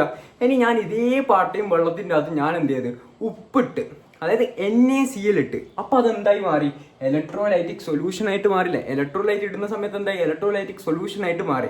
എന്നിട്ട് ഞാൻ കറണ്ട് കടത്തി വിട്ട്, അന്നേരം ഉണ്ട് ബൾബ് കത്തുന്നത്. അതെന്തുകൊണ്ടാണ് ബൾബ് കത്തിയത്? കാരണം എന്ന് വെച്ചാൽ ഞാൻ എന്താ അതിൻ്റെ അകത്തേക്ക് ഇട്ടത്, വെള്ളത്തിലേക്ക് ഉപ്പാണ് ഇട്ടത്, NaCl ആണ് ഇട്ടത്. അപ്പൊ അത് വെള്ളത്തിലേക്ക് അലിയുന്ന സമയത്ത് Na+ഉം അതേപോലെ തന്നെ Cl- ആയിട്ടുള്ള അയോൺസ് ആയിട്ട് മാറും. ഓക്കെ, അപ്പൊ ആ വെള്ളത്തിൽ എന്താ, അയോൺസിന്റെ എണ്ണം കൂടുതലാണ്. അയോൺസിന്റെ എണ്ണം കൂടുന്ന സമയത്ത് എന്താ, കണ്ടക്ടിവിറ്റി കൂടും. ഓക്കെ, എന്താണ്, അയോൺസ് കൂടുന്നതുകൊണ്ട് കണ്ടക്ടിവിറ്റി കൂടുന്നു. അതുകൊണ്ടാണ് എന്ത്, ബൾബ് കത്തിയത്. ഓക്കെ, ഐഡിയ കിട്ടി. അവിടെ എടുക്കട്ടെ. അടുത്തത് നമുക്ക് ഈ കണ്ടക്ടൻസ് എന്തിനെയൊക്കെയാണ് ഡിപ്പെൻഡ് ചെയ്യുന്നതെന്ന് നോക്കാം. ഓക്കെ, അപ്പൊ ഒന്നാമതായിട്ട് ഡിപ്പെൻഡ് ചെയ്യുന്നത് നേച്ചർ ഓഫ് ഇലക്ട്രോലൈറ്റ്. അതായത് നമ്മൾ ഇടുന്ന ഇലക്ട്രോലൈറ്റ്, നമ്മളിപ്പോൾ നേരത്തെ ഉപ്പിട്ടിട്ടില്ലേ, അതൊരു സ്ട്രോങ് ഇലക്ട്രോലൈറ്റാണ്. അതുകൊണ്ട് തന്നെ എന്താ, കണ്ടക്ടിവിറ്റി കൂടും. കാരണം എന്താ, സ്ട്രോങ് ആയിട്ടുള്ള ഇലക്ട്രോലൈറ്റ് ആണ്. ഇനി അതിന്റെ സ്ഥാനത്ത് ഞാൻ അസെറ്റിക് ആസിഡ്, അതായത് വിനാഗിരി ഒഴിക്കുന്നെങ്കിൽ എന്താ, അത് വീക്ക് ആയിട്ടുള്ള ഇലക്ട്രോലൈറ്റാ. അപ്പൊ എന്താ, അവിടുത്തെ കണ്ടക്ടൻസ് കുറയും. ഓക്കെ, ഐഡിയ കിട്ടി. അപ്പൊ നേച്ചറിനെ എന്ത് ചെയ്യുന്നുണ്ട്, ഡിപ്പെൻഡ് ചെയ്യുന്നുണ്ട് എന്നുള്ള കാര്യം എന്ത് ചെയ്യുക, ഓർത്ത് വെക്കാം. അടുത്ത രണ്ടാമത്തെ പോയിന്റ്, കോൺസെൻട്രേഷൻ ഓഫ് ഇലക്ട്രോലൈറ്റ്സ്. ഇത് നിങ്ങൾ ഇമ്പോർട്ടൻ്റ് ആണ്. ഇത് നിങ്ങൾ ഓർത്ത് വെച്ചിട്ടുണ്ടെങ്കിൽ അടുത്ത് എടുക്കാൻ പോകുന്ന ടോപ്പിക്ക് നിങ്ങൾക്ക് കുറച്ചും കൂടി സിമ്പിളായിട്ട് എന്ത് ചെയ്യാം, മനസ്സിലാക്കി എടുക്കാൻ പറ്റും. ഓക്കെ, അപ്പം ഇതിനൊരു ഉദാഹരണം പറയുകയാണെങ്കിൽ ഞാൻ എന്ത് ചെയ്തു, നേരത്തെ അതേ എക്സാമ്പിൾ എടുക്കാം. ഒരു ചെറിയ പാട്ടിൽ കുറച്ച് വെള്ളം എടുത്ത് എന്നിട്ട് ഞാൻ എന്ത് ചെയ്ത് കുറേ ഉപ്പിട്ട്, അതായത് ഇലക്ട്രോലൈറ്റ് ആഡ് ചെയ്ത്. അപ്പം എന്താ ഉണ്ടാവുക, Na+ഉം Cl- എന്നും പറയുന്ന കുറേ അയേൺസ് ഉണ്ടാവും. അതായത് കുറച്ച് വെള്ളത്തിൽ തന്നെ കുറേ അയേൺസ്. അപ്പം എന്താ, അവിടുത്തെ കോൺസെൻട്രേഷൻ കൂടുതലാണ്. കോൺസെൻട്രേഷൻ കൂടുതലാന്ന് പറഞ്ഞാൽ എന്താ അർത്ഥം, അയേൺസ് കൂടുതലാണ് എന്ന് അർത്ഥം. അതായത് ആ ചെറിയ ഏരിയയിൽ എന്താ, അയേൺസ് കൂടുതലാണ്. അയേൺസ് കൂടുതലാണെങ്കിൽ അതിൻ്റെ അകത്ത് ഞാൻ കറണ്ട് കടത്തി വിട്ടാൽ എന്താ ഉണ്ടാവുക, നല്ലോണം കണ്ടക്ട് ചെയ്യും. ഓക്കെ, അതായത് കോൺസെൻട്രേഷൻ കൂടുന്ന സമയത്ത് എന്ത് ചെയ്യുന്നുണ്ട്, കണ്ടക്ടിവിറ്റി കൂടുന്നുണ്ട്. അതേപോലെ തന്നെ നമ്പർ ഓഫ് അയൺസ് കൂടുതലാണ്, അതുകൊണ്ട് തന്നെ എന്താണ്, കണ്ടക്ടിവിറ്റി കൂടുന്നുണ്ട് എന്നുള്ള കാര്യം എന്ത് ചെയ്യുക, ഓർത്ത് വെക്കുക. ഇനി ഞാൻ ഇത് ഡൈല്യൂട്ട് ചെയ്യുന്ന കോൺസെൻട്രേഷൻ, അതായത് ഈ വെള്ളത്തിൽ അതൊക്കെ എന്താ കുറേ വെള്ളം ആഡ് ചെയ്യുന്ന, അപ്പൊ എന്താ അയോൺസ് അങ്ങോട്ടും ഇങ്ങോട്ടെല്ലാം ആവും. അപ്പൊ എന്താ അതേ കോൺസെൻട്രേഷനിൽ കിട്ടുക? ഇല്ല, അയോൺസിന്റെ എണ്ണം എന്ത് ചെയ്യും? കുറയും. അതായത് അയോൺസ് ഉണ്ട്, പക്ഷെ ആ ഒരു യൂണിറ്റ് ഏരിയയിൽ എന്താ അയോൺസ് കുറവായിരിക്കും. കോൺസെൻട്രേഷൻ കുറഞ്ഞാൽ അയോൺസിന്റെ എണ്ണം കുറവായിരിക്കും. അതുകൊണ്ട് തന്നെ എന്താ കണ്ടക്ടിവിറ്റി കുറവായിരിക്കും എന്നുള്ള കാര്യം നിങ്ങൾ ജസ്റ്റ് ഒന്ന് ലോജിക്കായിട്ട് ചിന്തിച്ച് മനസ്സിലാക്കി വെക്കുക. ഓക്കെ, അപ്പൊ നമ്മൾ ഇത്രയും നേരം പറഞ്ഞ കാര്യങ്ങളാണ് എന്ത് ഇവിടെ ഞാൻ എഴുതി വെച്ചിട്ടുള്ളത്. ഓക്കെ, അപ്പൊ നമ്മുടെ അടുത്ത ടോപ്പിക് വരുന്നത് ഇവിടെ മുതൽ ഇങ്ങോട്ടേക്കാം. ഓക്കെ, അപ്പൊ നമ്മൾ തൊട്ട് മുന്നേ എന്താ പറഞ്ഞിട്ടുള്ളത്? കോൺസെൻട്രേഷൻ കൂടുന്ന സമയത്ത് നമ്പർ ഓഫ് അയോൺസ് കൂടും, അതുകൊണ്ട് തന്നെ എന്താ കണ്ടക്ടിവിറ്റി കൂടും എന്നുള്ള കാര്യമാണ് എന്ത് ചെയ്തിട്ടുള്ളത് നമ്മൾ ആദ്യം കോൺസെൻട്രേഷന്റെ കാര്യം പറയുമ്പോൾ പറഞ്ഞിട്ടുള്ളത്. ഇനി നമുക്ക് ഡൈല്യൂട്ട് ചെയ്യുന്ന സമയത്ത്, അതായത് അതേ പാട്ടിൽ ഹൈലി കോൺസെൻട്രേറ്റഡ് ആയിട്ടുള്ള ആ പാട്ടിനകത്ത് കുറച്ചും കൂടി വെള്ളം എടുത്ത് ഒഴിക്കുന്ന സമയത്ത് എന്താ സംഭവിക്കുക? അവിടെ വോളിയം കൂടുകയല്ലേ ചെയ്യുക. അതായത് വോളിയം കൂടുന്ന സമയത്ത് കോൺസെൻട്രേഷൻ എന്ത് സംഭവിക്കും? കോൺസെൻട്രേഷൻ കുറഞ്ഞു വരുവാടാ. അതേപോലെ തന്നെ number of ions per unit area എന്ത് ചെയ്യും? അതും കുറഞ്ഞു വരും. അപ്പൊ കണ്ടക്ടിവിറ്റി എന്ത് ചെയ്യും? അതും കുറയും. ഓക്കെ, മനസ്സിലായില്ലടാ? സിമ്പിൾ ആയിട്ടുള്ള കാര്യമാണ്, ഒരേ ലോജിക്കാണ്, ഇതിന്റെ അതേ ഓപ്പോസിറ്റ് ആണ്. ആ സമയത്ത് ഡൈല്യൂട്ട് ചെയ്യുന്ന സമയത്ത് മോളാർ കണ്ടക്ടിവിറ്റിക്ക് എന്ത് സംഭവിക്കൂ എന്നുള്ളതാണ് ക്വസ്റ്റ്യൻ. ഓക്കെ, ഡൈല്യൂട്ട് ചെയ്യുന്ന സമയത്ത് വോളിയം കൂട്ടുന്ന സമയത്ത് മോളാർ കണ്ടക്ടിവിറ്റി എന്ത് സംഭവിക്കും എന്നുള്ളതാണ് ക്വസ്റ്റ്യൻ. അപ്പൊ എന്താ ലാംഡ എം മോളാർ കണ്ടക്ടിവിറ്റിന്റെ ഇക്വേഷൻ നമ്മൾ എന്ത് ചെയ്യുക എഴുതി കൊടുക്കുക. ലാംഡ മേസിക്കട്ട് എത്ര? K × 1000 by molarity. ഓക്കെ, എന്താ മൊളാരിറ്റി? ഇവിടെ K എന്ന് പറഞ്ഞാൽ എന്ത്? കണ്ടക്ടിവിറ്റി. അതാണ് എന്ത്? K × 1000 by molarity. അപ്പൊ നമ്മളൊക്കെ വിചാരിക്കും, അതായത് ഡൈല്യൂട്ട് ചെയ്യുന്ന സമയത്ത് എന്താ കണ്ടക്ടിവിറ്റി കുറയല്ലേ ചെയ്യുന്നത്. അപ്പൊ ഇവിടെ കണ്ടക്ടിവിറ്റി കുറയുന്നത് കൊണ്ട് മോളാർ കണ്ടക്ടിവിറ്റിയും കുറയുമെന്ന് നമ്മൾ വിചാരിക്കും. പക്ഷേ അങ്ങനെയല്ല. കാരണം എന്ന് വെച്ചാൽ ഇവിടെ വോളിയം കൂടുന്നുണ്ട്. ഓക്കെ, വോളിയം കൂടുന്ന സമയത്ത് മൊളാരിറ്റി കുറയും. എന്താണ്? മൊളാരിറ്റി കുറയും. മൊളാരിറ്റി കുറയ്ക്കേണ്ട എന്താ? മോളാർ കണ്ടക്ടിവിറ്റി ലാംഡ എന്ത് ചെയ്യും? കൂടും. ഓക്കെ, ഇൻവേഴ്സ്ലി പ്രൊപ്പോർഷണൽ ആണ്. അതുകൊണ്ട് തന്നെ എന്താണ് മോളാർ കണ്ടക്ടിവിറ്റി കൂടും എന്നുള്ള കാര്യമാണ് എന്ത് ചെയ്യേണ്ടത് നമ്മൾ അറിഞ്ഞിരിക്കേണ്ടത്. ഓക്കെ, ഇനി ലിമിറ്റിംഗ് മോളാർ കണ്ടക്ടിവിറ്റി. എന്താണ് ലിമിറ്റിംഗ് മോളാർ കണ്ടക്ടിവിറ്റി? അപ്പൊ നമ്മളിങ്ങനെ കുറെ വെള്ളം ഇങ്ങനെ പാരി ഒഴിക്കുന്നതെന്ന് വെച്ചോ, അപ്പൊ എന്താ ഉണ്ടാവുക? മോളാർ കണ്ടക്ടിവിറ്റി അങ്ങ് ഇൻഫിനിറ്റി വരെ എത്തൂലേ. ഓക്കെ, അതാണ് മോളാർ കണ്ടക്ടിവിറ്റി മാക്സിമം ആയിട്ടുള്ള സിറ്റുവേഷനാണ് നമ്മൾ എന്ത് പറയാ ലിമിറ്റിംഗ് മോളാർ കണ്ടക്ടിവിറ്റി എന്ന്. അതെങ്ങനെ അടയാളപ്പെടുത്തുക വെച്ചാൽ ലാംഡ M0 എന്ന് പറഞ്ഞിട്ടാണ് എന്ത് ചെയ്യുക അടയാളപ്പെടുത്തുക. ഓക്കെ, അതായത് ഇൻഫിനിറ്റിയിൽ എത്തുന്ന സമയത്ത്, അല്ലെങ്കിൽ ഇങ്ങനെ എഴുതിയാൽ മതി ലാംഡ M ഇൻഫിനിറ്റി എന്ന് എഴുതാം. ഓക്കെ, ഇത് രണ്ടിൽ ഏതെങ്കിലും ഒന്ന് എഴുതി കൊടുത്താൽ മതി ലിമിറ്റിംഗ് മോളാർ കണ്ടക്ടിവിറ്റിന്റെ കാര്യം വരുമ്പോൾ. മനസ്സിലായി? ഓക്കെ ആണ്. ഇനി നമുക്ക് എന്ത് ചെയ്യാം? സ്ട്രോങ് ഇലക്ട്രോലൈറ്റിനും അതേപോലെ തന്നെ വീക്ക് ഇലക്ട്രോലൈറ്റിനും ലിമിറ്റിംഗ് മോളാർ കണ്ടക്ടിവിറ്റി ഗ്രാഫ് ഉപയോഗിച്ചിട്ട് കാണിച്ചു കൊടുക്കാം. ഓക്കെ, ഇത് നിങ്ങളോട് എക്സാമിന് ചോദിക്കാൻ നല്ല ചാൻസ് ഉള്ള ക്വസ്റ്റ്യൻ ആണ്. നിങ്ങളോട് എങ്ങനെ ചോദിക്കാന്ന് വെച്ചാൽ ഒന്നിക്കൽ ഗ്രാഫ് വന്നിട്ട് എങ്ങനെ പറയും സ്ട്രോങ് ഇലക്ട്രോലൈറ്റ് ഏതാ വീക്ക് ഇലക്ട്രോലൈറ്റ് ഏതാന്ന് കണ്ടുപിടിക്കാൻ പറയും. നമുക്കിത് ചെയ്ത് തന്നെ പഠിക്കാം. ഓക്കെ, ഞാൻ നിങ്ങൾക്ക് ചെയ്ത് തന്നെ പഠിപ്പിച്ചു തരാം. ഓക്കെ, അപ്പൊ ആദ്യം എന്താ limiting molar conductivity of strong electrolyte. അപ്പൊ സ്ട്രോങ് ഇലക്ട്രോലൈറ്റിന്റെ ലിമിറ്റിംഗ് മോളാർ കണ്ടക്ടിവിറ്റി കണ്ടുപിടിക്കാൻ വേണ്ടിയിട്ട് നമ്മൾ എന്ത് ഉപയോഗിക്കണം? ഡിബൈ-ഹക്കൽ-ഓൺസാക്കർ ഇക്വേഷൻ ഉപയോഗിക്കണം. ഈ ഇക്വേഷൻ എന്താ പറയുന്നത്? Molar conductivity at any concentration is equal to limiting molar conductivity minus A × root of concentration. അതായത് നിങ്ങൾ ഈ ഇക്വേഷൻ നോക്കിയിട്ട് നിങ്ങൾ ഒന്നും വേണ്ട, ഈ ഇക്വേഷൻ നോക്കുക. അപ്പൊ ഈ ഇക്വേഷൻ ഏത് ഫോർമാറ്റിലുള്ളത്? സ്ട്രെയിറ്റ് ലൈനിന്റെ ഫോർമാറ്റിലല്ല ഉള്ളത്, y = mx + c എന്ന് പറയുന്ന ഫോർമാറ്റിലല്ല ഉള്ളത്. അതായത് ഇവിടെ എന്താ y = mx + c. ഓക്കെ, ഈ ഒരു ഫോർമാറ്റിലല്ല ഈ ഇക്വേഷൻ ഉള്ളത്. ഇനി എന്ത് ചെയ്യാ? ഇത് ഉപയോഗിച്ചിട്ട് ഈ ഗ്രാഫ് വരക്കണം. ഓക്കെ, ഇവിടെ y എന്താ? Lambda M C. എക്സ് എന്താ? √c. ഓക്കെ, √c മേലോട്ടും വരക്കാം. ഓക്കെ, ഗ്രാഫിന്റെ x ആക്സിസും y ആക്സിസും ആയി. ഇനി എന്താ? നമുക്ക് ഇവിടെ അടയാളപ്പെടുത്ത സാധനം വേണം അല്ലേ? അപ്പൊ അത് എവിടുന്ന് കിട്ടുക? ഇവിടുത്തെ സ്ലോപ്പ് കൺസിഡർ ചെയ്യുക. ഇവിടെ എന്താ സ്ലോപ്പ്? എന്താ ഇവിടുത്തെ മൈനസാ. ഓക്കെ, മൈനസ് ആകുമ്പോൾ നമ്മൾ എന്ത് ചെയ്യുക? സ്ട്രെയിറ്റ് ലൈന് ചെരിച്ചു വരക്കണം. ഓക്കെ, എന്ത് ചെയ്യുക? സ്ട്രെയിറ്റ് ലൈൻ എന്ത് ചെയ്യുക? ഇതേപോലെ ചെരിച്ചങ്ങ് വരച്ചു കൊടുക്കുക. ഓക്കെ, സ്ട്രെയിറ്റ് ലൈന് ചെരിച്ചു വരച്ച് ഇനി എന്ത് ചെയ്യുക? കോൺസെൻട്രേഷൻ കുറയുന്ന സമയത്ത് ഇതിനെന്ത് സംഭവിക്കും എന്നുള്ള കാര്യം എന്ത് ചെയ്യാം നമുക്ക് നോക്കാം. ഓക്കെ, കോൺസെൻട്രേഷൻ കുറയുക എന്ന് പറഞ്ഞാൽ എന്താ? ഇത് 0ലേക്ക് അടുക്കുന്ന സമയത്ത്, അതായത് കോൺസെൻട്രേഷൻ ഇങ്ങോട്ടേക്ക് പോകുന്ന സമയത്ത് എന്താ കൂടുകയാണ് ചെയ്യുക. ഇത് കുറയുമ്പോൾ ഇങ്ങനെ ഇവിടെ 0ലേക്ക് എത്തുന്ന സമയത്ത് ഈ ഗ്രാഫ് എന്താവും? ഇങ്ങനെ ബാക്കോട്ട് പോയിട്ട് ഇവിടെ ടച്ച് ചെയ്യും. ഓക്കെ, ഇത് എവിടെയാണ് എന്ത് നമ്മൾ പറയാ ലിമിറ്റിംഗ് മോളാർ കണ്ടക്ടിവിറ്റി. ഓക്കെ, ഇതാണ് എന്ത് ഇത് സ്ട്രോങ് ഇലക്ട്രോലൈറ്റിന്റെ ലിമിറ്റിംഗ് മോളാർ കണ്ടക്ടിവിറ്റി കാണിച്ചു കൊടുക്കാൻ പറഞ്ഞാൽ നിങ്ങൾ എന്ത് ചെയ്യണം, ഇവിടെ മാർക്ക് ചെയ്ത് കാണിച്ചു കൊടുക്കണം. ഓക്കെ, ഇതാണ് എന്ത് സ്ട്രോങ് ഇലക്ട്രോലൈറ്റിന്റെ സ്ട്രോങ്. ഓക്കെ, ഇനി നമുക്ക് എന്താ വീക്ക് ഇലക്ട്രോലൈറ്റിന്റെ ഗ്രാഫ് എങ്ങനെ എഴുതുക വെച്ചാൽ ഇതാ ഇങ്ങനെയാണ് എന്ത് ചെയ്യുക വീക്ക് ഇലക്ട്രോലൈറ്റിന്റെ ഗ്രാഫ് വരിക. അപ്പൊ നിങ്ങൾ ചോദിക്കും limiting molar conductivity of week electrolyte എങ്ങനെ കണ്ടുപിടിക്കാം? അത് ഇത് ഉപയോഗിച്ച് കണ്ടുപിടിക്കാൻ പറ്റില്ല.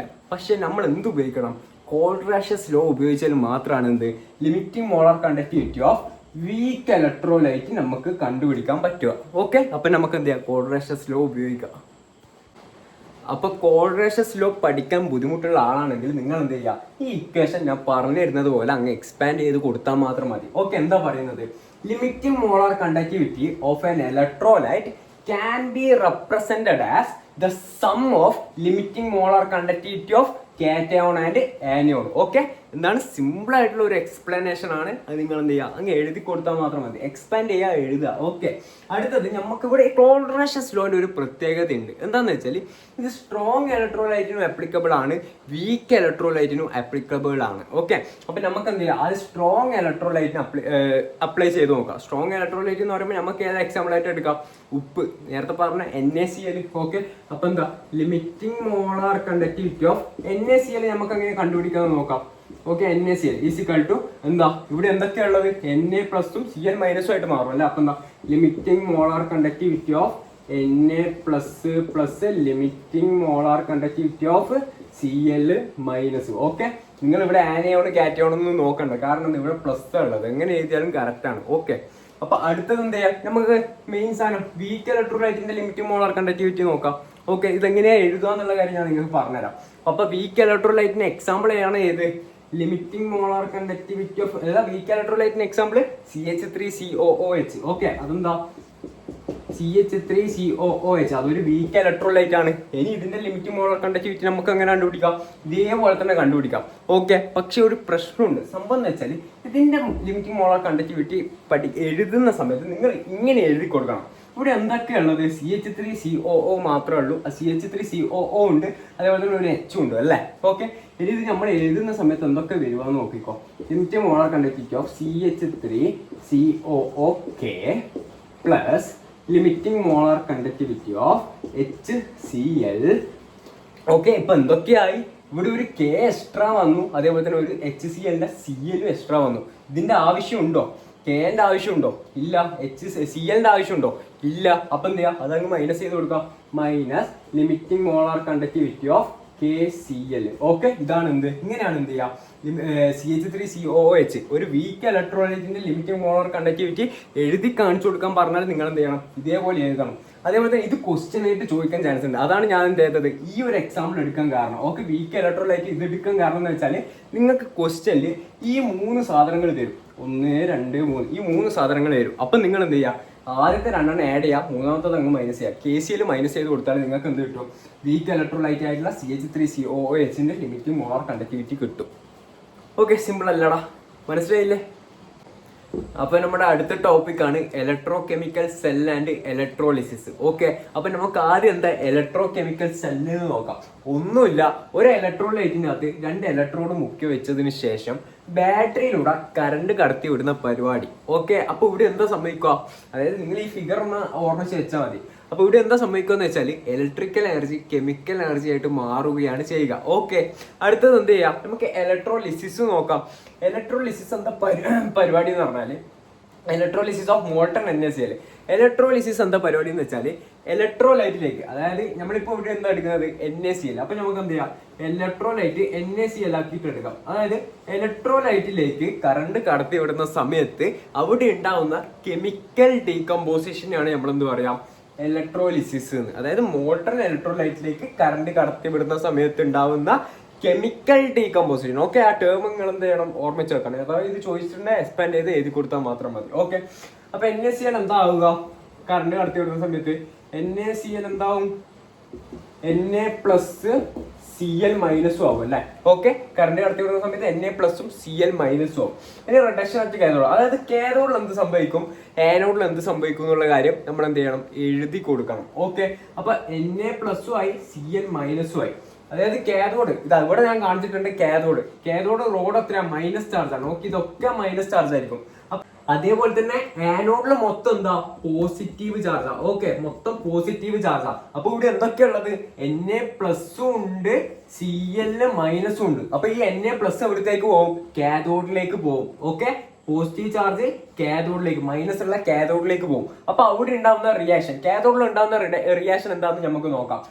Na+ കാഥോഡിൽ എത്തിയ ശേഷം എന്ത് ചെയ്യും, ഒരു ഇലക്ട്രോണിനെ വാങ്ങിയിട്ട് എന്തായിട്ട് മാറും, Na ആയിട്ട് മാറും. ഓക്കെ, Na+ എന്ന് പറഞ്ഞാൽ ഒരു ഇലക്ട്രോൺ കുറവാണ്, അതുകൊണ്ടാണ് എന്ത് ചെയ്യുന്നത്, ഒരു ഇലക്ട്രോണിനെ വാങ്ങിയിട്ട് അത് Na ആയിട്ട് മാറുന്നത്. ഓക്കെ, ഇനി അറ്റ ആനോഡിൽ എന്താ സംഭവിക്കുക, Cl മൈനസ് ആണ് എന്ത് ചെയ്യുക, ആനോഡിലേക്ക് പോവുക. ഓക്കെ, Cl മൈനസ് ഒരു ഇലക്ട്രോൺ കൂടുതലാണ്. അപ്പൊ എന്ത് ചെയ്യും, കൂടുതലുള്ള ഇലക്ട്രോണിനെ വിട്ടുകൊടുക്കല്ലേ ചെയ്യുക. അപ്പം വിട്ടുകൊടുക്കുമ്പോൾ എന്താവും, Cl പ്ലസ് E മൈനസ് എന്ന് വരും. ഓക്കെ, അപ്പൊ Cl ഇവിടെ എഴുതുന്ന സമയത്ത് നിങ്ങൾ ശ്രദ്ധിക്കണം, വെറും Cl എഴുതാൻ പാടില്ല. എപ്പോഴും ക്ലോറിന് Cl2 എന്ന് എഴുതുക.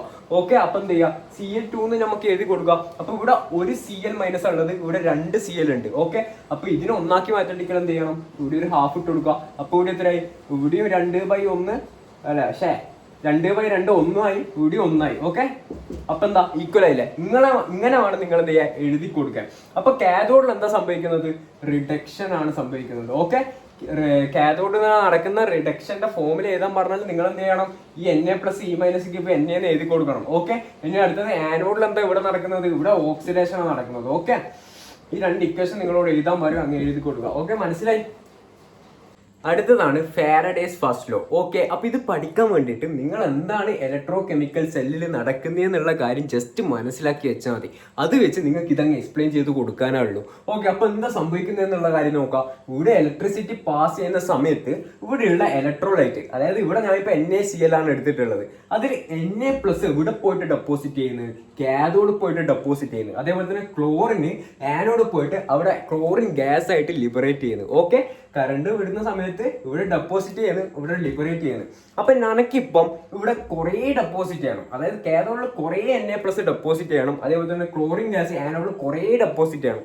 അപ്പൊ ഞാനെന്ത് ചെയ്യേണ്ടത്, ഇവിടെയുള്ള ഇലക്ട്രിസിറ്റിന്റെ എമൗണ്ട് കൂട്ടി കൊടുത്താൽ മാത്രം പോരെ. ഓക്കെ, അപ്പൊ എന്താവും, കുറേ ഡെപ്പോസിറ്റ് ചെയ്യല്ലോ. മനസ്സിലായി, ഈ കാര്യം മനസ്സിലായി. ഇനി നിങ്ങൾ ഇതൊന്ന് വായിച്ചു നോക്കിയട്ടെ. Faraday's first law, mass of substance deposited or liberated at an electrode is directly proportional to electricity passed through the electrolyte. അതായത് ഇലക്ട്രോലൈറ്റിലൂടെ പാസ് ചെയ്ത ഇലക്ട്രിസിറ്റിക്ക് ഡയറക്ട്ലി പ്രൊപ്പോർഷണൽ ആണ് എന്ത്, ഈ കാഥോഡിലും ആനോഡിലും ഡെപ്പോസിറ്റും ലിബറേറ്റും ചെയ്തിട്ടുള്ള എന്ത് മാസ്, സബ്സ്റ്റൻസിന്റെ മാസ്. ഓക്കെ, ഈ കാര്യം എന്ത് ചെയ്താൽ മതി, നിങ്ങൾ ജസ്റ്റ് ഒന്ന് എഴുതി കൊടുത്താൽ മാത്രം മതി. ഓക്കെ, മനസ്സിലായല്ലോ. അടുത്തത് നമുക്ക് എന്താണ് ഫാരഡേസ് സെക്കൻഡ് ലോ എന്ന് നോക്കാം. ഓക്കെ, അപ്പൊ ഞാനിവിടെ എഴുതി കണ്ടിട്ട് നിങ്ങൾ പേടിക്കണ്ട കേട്ടോ, ഞാൻ സിമ്പിൾ ആക്കിയിട്ട് പറഞ്ഞുതരാം.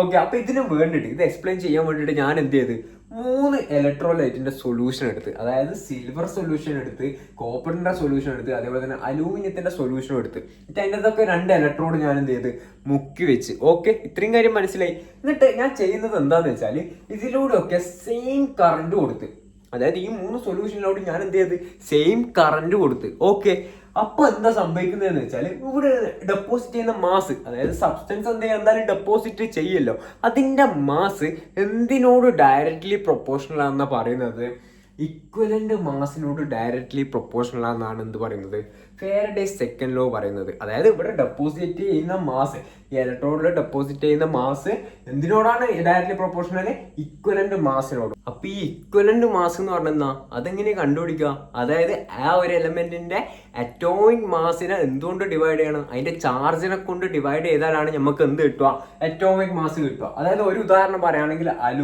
അലൂമിനിയത്തിന്റെ അറ്റോമിക് മാസ് എത്രയാ, 27. ഓക്കെ, അലൂമിനിയത്തിന്റെ അറ്റോമിക് മാസ് 27. അപ്പൊ അതിന്റെ ചാർജ് എത്ര, അലൂമിനിയം 3+ അല്ലടാ. അപ്പൊ അതിനെ കൊണ്ട് 3 കൊണ്ട് ഡിവൈഡ് ചെയ്യാം. അപ്പൊ എത്ര കിട്ടും, ഇക്വലന്റ് മാസ് 9 ആയിട്ട് കിട്ടും. ഓക്കെ, ഇങ്ങനെയാണ് എന്ത് ചെയ്യുക, നമ്മൾ ഇക്വലന്റ് മാസ് കണ്ടുപിടിക്കാം. ഇനി നമുക്ക് ഇതൊന്ന് ജസ്റ്റ് വായിച്ചു നോക്കാം. When exact quantity of electricity is passed through different electrolyte solution, അതായത് ഇത്രം വരെ എന്താ പറയുന്നത് വെച്ചാൽ ഈ 3 ഡിഫറെന്റ് സൊല്യൂഷനിലൂടെ നമ്മൾ കറണ്ട് കടത്തി വിട്ടാൽ നിങ്ങൾ അങ്ങ് എക്സ്പാൻഡ് ചെയ്ത് എഴുതി കൊടുക്കൂല. ബാക്കി ഇത്ര കാര്യം നോക്കിയാൽ മതി.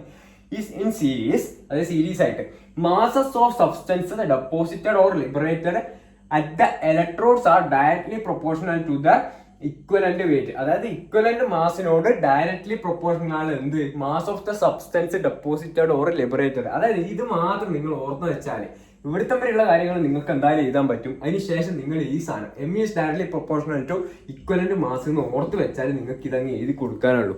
ഓക്കെ, സെക്കൻഡ് ലോ ആയി. ഓക്കെ, മനസ്സിലാകുന്നില്ലടാ? അപ്പൊ നമുക്ക് അടുത്ത ടോപ്പിക്കായ ബാറ്ററീസിലേക്ക് പോവാം. ഓക്കെ എടാ, അപ്പോൾ ഞാൻ എടുത്തിരുന്ന ക്ലാസ് നിങ്ങൾക്ക് മനസ്സിലാവുന്നില്ലേ? ഓക്കെ, പറയുന്ന കാര്യങ്ങൾ മനസ്സിലാവുന്നുണ്ടെങ്കിൽ നിങ്ങളൊന്ന് കമന്റ് ചെയ്ത് അറിയിക്കണേ. എന്നല്ല ഞാൻ ബാക്കി ചാപ്റ്റേഴ്സും കാര്യങ്ങളും നിങ്ങൾക്ക് എടുത്തു തരണ്ടു. ഓക്കെ, മനസ്സിലാവുന്നുണ്ടെങ്കിൽ ഒന്ന് ഹോണസ്റ്റ് ആയിട്ട് ഒന്ന് കമന്റ് ചെയ്യാം. ഓക്കെ, ബാറ്ററീസ് ഞാൻ സിമ്പിൾ ആക്കിയിട്ട് പറഞ്ഞുതരാം. അപ്പം നിങ്ങൾക്ക് ഏതൊക്കെ തരം ബാറ്ററീസ് അറിയാം ഞാൻ പറഞ്ഞുതരാം. അതായത് റിമോട്ടിൽ ഉപയോഗിക്കുന്ന ബാറ്ററി ഉണ്ട്, അതേപോലെ തന്നെ ചെറിയ വാച്ചിലൊക്കെ ഉപയോഗിക്കുന്ന ഒരു ബട്ടൺ ബാറ്ററി ഇല്ലേ, അങ്ങനത്തെ ബാറ്ററി ഉണ്ട്. പിന്നെ ഏത് ബാറ്ററി ഉള്ളത്? നമ്മൾ ഫോണിൽ ഉപയോഗിക്കുന്ന റീചാർജ് ചെയ്യാൻ പറ്റുന്ന ബാറ്ററി ഉണ്ട്, അതേപോലെ തന്നെ കാറിൽ ഉപയോഗിക്കുന്ന ബാറ്ററി ഉണ്ട്. അതായത് ഞാൻ 2 തരം ബാറ്ററീസ് ഇപ്പം പറഞ്ഞേ. ഒന്നാമത് പറഞ്ഞ ബാറ്ററിയാണ് എന്ത്, അതായത് നമുക്ക് റിമോട്ടിലൊക്കെ ഉപയോഗിക്കുന്ന ബാറ്ററി. അതെന്താ, നമ്മൾ ഒരിക്കൽ അതിന്റെ യൂസ് കഴിഞ്ഞാൽ എന്ത് ചെയ്യണം, മാറ്റണം, റീചാർജ് ചെയ്യാൻ പറ്റൂല. അതേസമയം കാറിലെല്ലാം ഉപയോഗിക്കുന്ന ബാറ്ററി എന്താ, റീചാർജ് ചെയ്യാൻ പറ്റും. അതേപോലെ തന്നെ മൊബൈൽ ഫോണിൽ ഉപയോഗിക്കുന്ന ബാറ്ററി എന്താ, റീചാർജ് ചെയ്യാൻ പറ്റും. ഓക്കെ, ഇത്ര 2ആയിട്ട് ക്ലാസിഫൈ ചെയ്തിട്ടുണ്ട്. അപ്പൊ ഞാൻ ആദ്യം പറഞ്ഞത്, അതായത് ഒരിക്കൽ യൂസ് ചെയ്ത് കഴിഞ്ഞാൽ പിന്നെ അതിനെ കൊണ്ട് ഒരു ഉപകാരമില്ല, വലിച്ച ചാടേണ്ടി വരും. അപ്പൊ അത്തരത്തിലുള്ള ബാറ്ററിയാണ് ഇത് പ്രൈമറി സെല്ല്. ഓക്കെ, റീചാർജബിൾ ബാറ്ററിയാണ് ഇത് സെക്കൻഡറി സെല്ല്. ഓക്കെ, റീചാർജ് ചെയ്യാൻ പറ്റാത്തതും പറ്റുന്നതും ആയിട്ടുള്ള ബാറ്ററീസ് ഉണ്ട് എന്നുള്ള കാര്യം മനസ്സിലായി. ഇനി എന്ത് ചെയ്യാം, നിങ്ങൾ ഇതിന്റെ 2 എക്സാമ്പിൾ അങ്ങ് പഠിച്ചു നോക്കാം.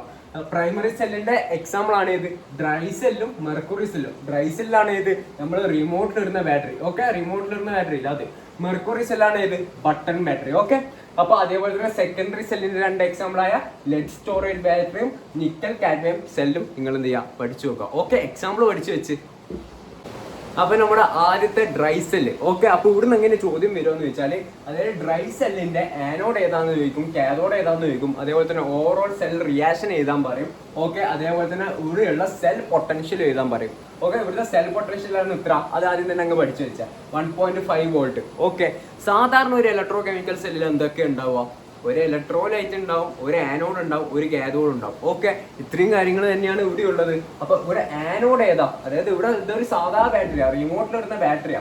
ഓക്കെ, അപ്പൊ ഇവിടുത്തെ ഈ പുറംചട്ട അതാണ് എന്ത്, ആനോഡ്. അതെത്രയാ, അതാണ് എന്ത്, സിങ്ക് കണ്ടെയ്നർ ആണ് എന്ത്, പുറംചട്ട. ഓക്കെ, അതേപോലെ തന്നെ ഇവിടുത്തെ ആനോഡ്. ഓക്കെ, അപ്പൊ കാഥോഡ് ഏതാ, ഇവിടുത്തെ കാഥോഡ്. അതായത് ഇത് പൊളിച്ചു നോക്കിയാൽ നമുക്ക് എന്തൊക്കെ കാണാൻ പറ്റുന്ന, ഒരു കാർബണിന്റെ റോഡ് കാണാൻ പറ്റും, അതിന് ചുറ്റും ഇങ്ങനെ കുറെ പൊടിയും ഉണ്ടാവും, ബാറ്ററി പൊളിച്ചു നോക്കിയാൽ കാണാൻ പറ്റും. ഓക്കെ, അപ്പൊ ഇതാണ് എന്ത്, ഇവിടുത്തെ കാഥോഡ്. ഓക്കെ, അതായത് carbon rod surrounded by MnO2 and carbon. Okay, ഇതാണ് എന്ത്, ഇവിടുത്തെ കാഥോഡ്. ഓക്കെ, ആനോഡ് ഏതാ കാഥോഡ് ഏതാന്നുള്ള കാര്യം മനസ്സിലായി.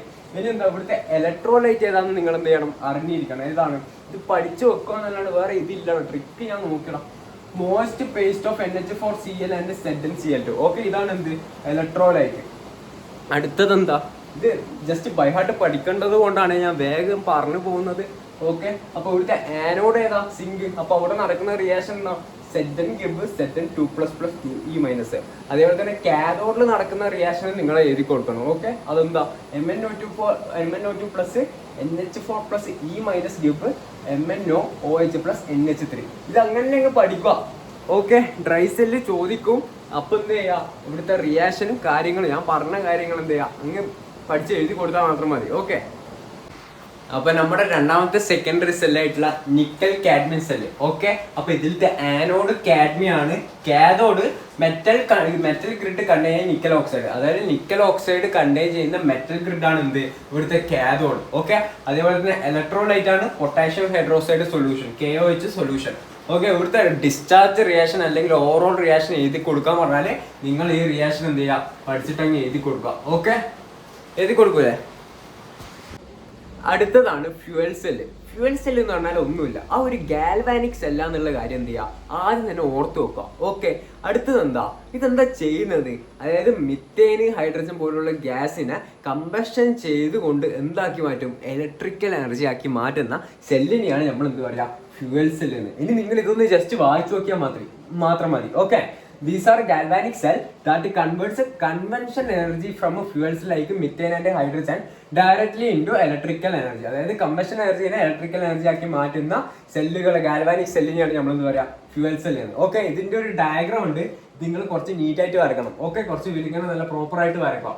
അപ്പൊ ഇതെന്താ, ഇവിടെ ഹൈഡ്രജൻ ഗ്യാസ് ഉണ്ട്, ഓക്സിജൻ ഗ്യാസും കയറുന്നുണ്ട്, അതേപോലെ തന്നെ ആനോഡ് മെൻഷൻ ചെയ്തിട്ടുണ്ട്, കാഥോഡ് മെൻഷൻ ചെയ്തിട്ടുണ്ട്.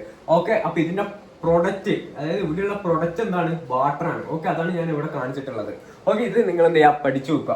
ഇനി ഇവിടെ ആനോഡിൽ എന്താ നടക്കുന്നത് നോക്കാം. ഓക്കെ, ആനോഡിൽ നടക്കുന്ന റിയാക്ഷൻ ആണ് എന്ത് ചെയ്തിട്ടുള്ളത്, ഞാൻ ഇവിടെ കൊടുത്തിട്ടുള്ളത്. ഓക്കെ, അതേപോലെ തന്നെ കാഥോഡിൽ നടക്കുന്ന റിയാക്ഷനും കൊടുത്തിട്ടുണ്ട്, ഓവറോൾ റിയാക്ഷനും ഞാൻ കൊടുത്തിട്ടുണ്ട്. ഇത് നിങ്ങൾ എന്ത് ചെയ്യുക, ജസ്റ്റ് ഒന്ന് വായിച്ച് മനസ്സിലാക്കി വെച്ചാൽ മതി. ഓവറോൾ റിയാക്ഷനിൽ അവസാനം എന്ത് ഉണ്ടാകുന്ന പ്രൊഡക്റ്റ് എന്താ, വാട്ടർ ആയിരിക്കണം. ഓക്കെ, പഠിക്കുന്ന സമയത്ത് ഇത് ഓർത്ത് വെച്ച് ചെയ്താൽ മാത്രം മതി. ഓക്കെ, അപ്പൊ നമുക്കിനി ഫ്യൂവൽ സെല്ലിന്റെ അഡ്വാൻറ്റേജ് കൂടി നോക്കാം. ഓക്കെ, അപ്പൊ ഇത് കൂടി കഴിഞ്ഞാൽ ഈ ചാപ്റ്റർ കഴിഞ്ഞു. ഓക്കെ, അപ്പൊ എന്താ അഡ്വാൻറ്റേജസ്, ഇത് പൊല്യൂഷൻ ഫ്രീ ആണ്, അതേപോലെ തന്നെ മോർ എഫിഷ്യന്റ് ആൻഡ് കൺവെൻഷണൽ മെത്തേഡ്സും, അതായത് എഫിഷ്യൻസി കൂടുതലാണ്. പിന്നെ മൂന്നാമത്തെ പോയിന്റ് എന്താ, runs continuously as long as reactance are supplied. Reactance നമ്മൾ എത്രത്തോളം സപ്ലൈ ചെയ്തുകൊണ്ട് ഇരിക്കുന്നോ അത്രയും നേരം എന്ത് ചെയ്യും, ഇത് കണ്ടിന്യൂസ് ആയിട്ട് റൺ ചെയ്യുന്നുള്ള മൂന്നാമത്തെ പോയിന്റ് കൂടി എഴുതിയെടുത്താൽ എന്തായി, അഡ്വാൻറ്റേജസ് നിങ്ങൾക്ക് ആൻസർ ചെയ്യാനും ആയി, ഈ ചാപ്റ്റർ കഴിയുകയും ചെയ്ത്. ഓക്കെ, അപ്പോൾ ഞാൻ ഇന്നെടുത്ത ക്ലാസ് നിങ്ങൾക്ക് മനസ്സിലായിട്ടുണ്ടെങ്കിൽ നിങ്ങൾ എന്ത് ചെയ്യുക, നിങ്ങളുടെ ഒപ്പീനിയൻ ഒന്ന് കമന്റ് ബോക്സിൽ അറിയിക്കുക. ഓക്കെ, ടാറ്റ.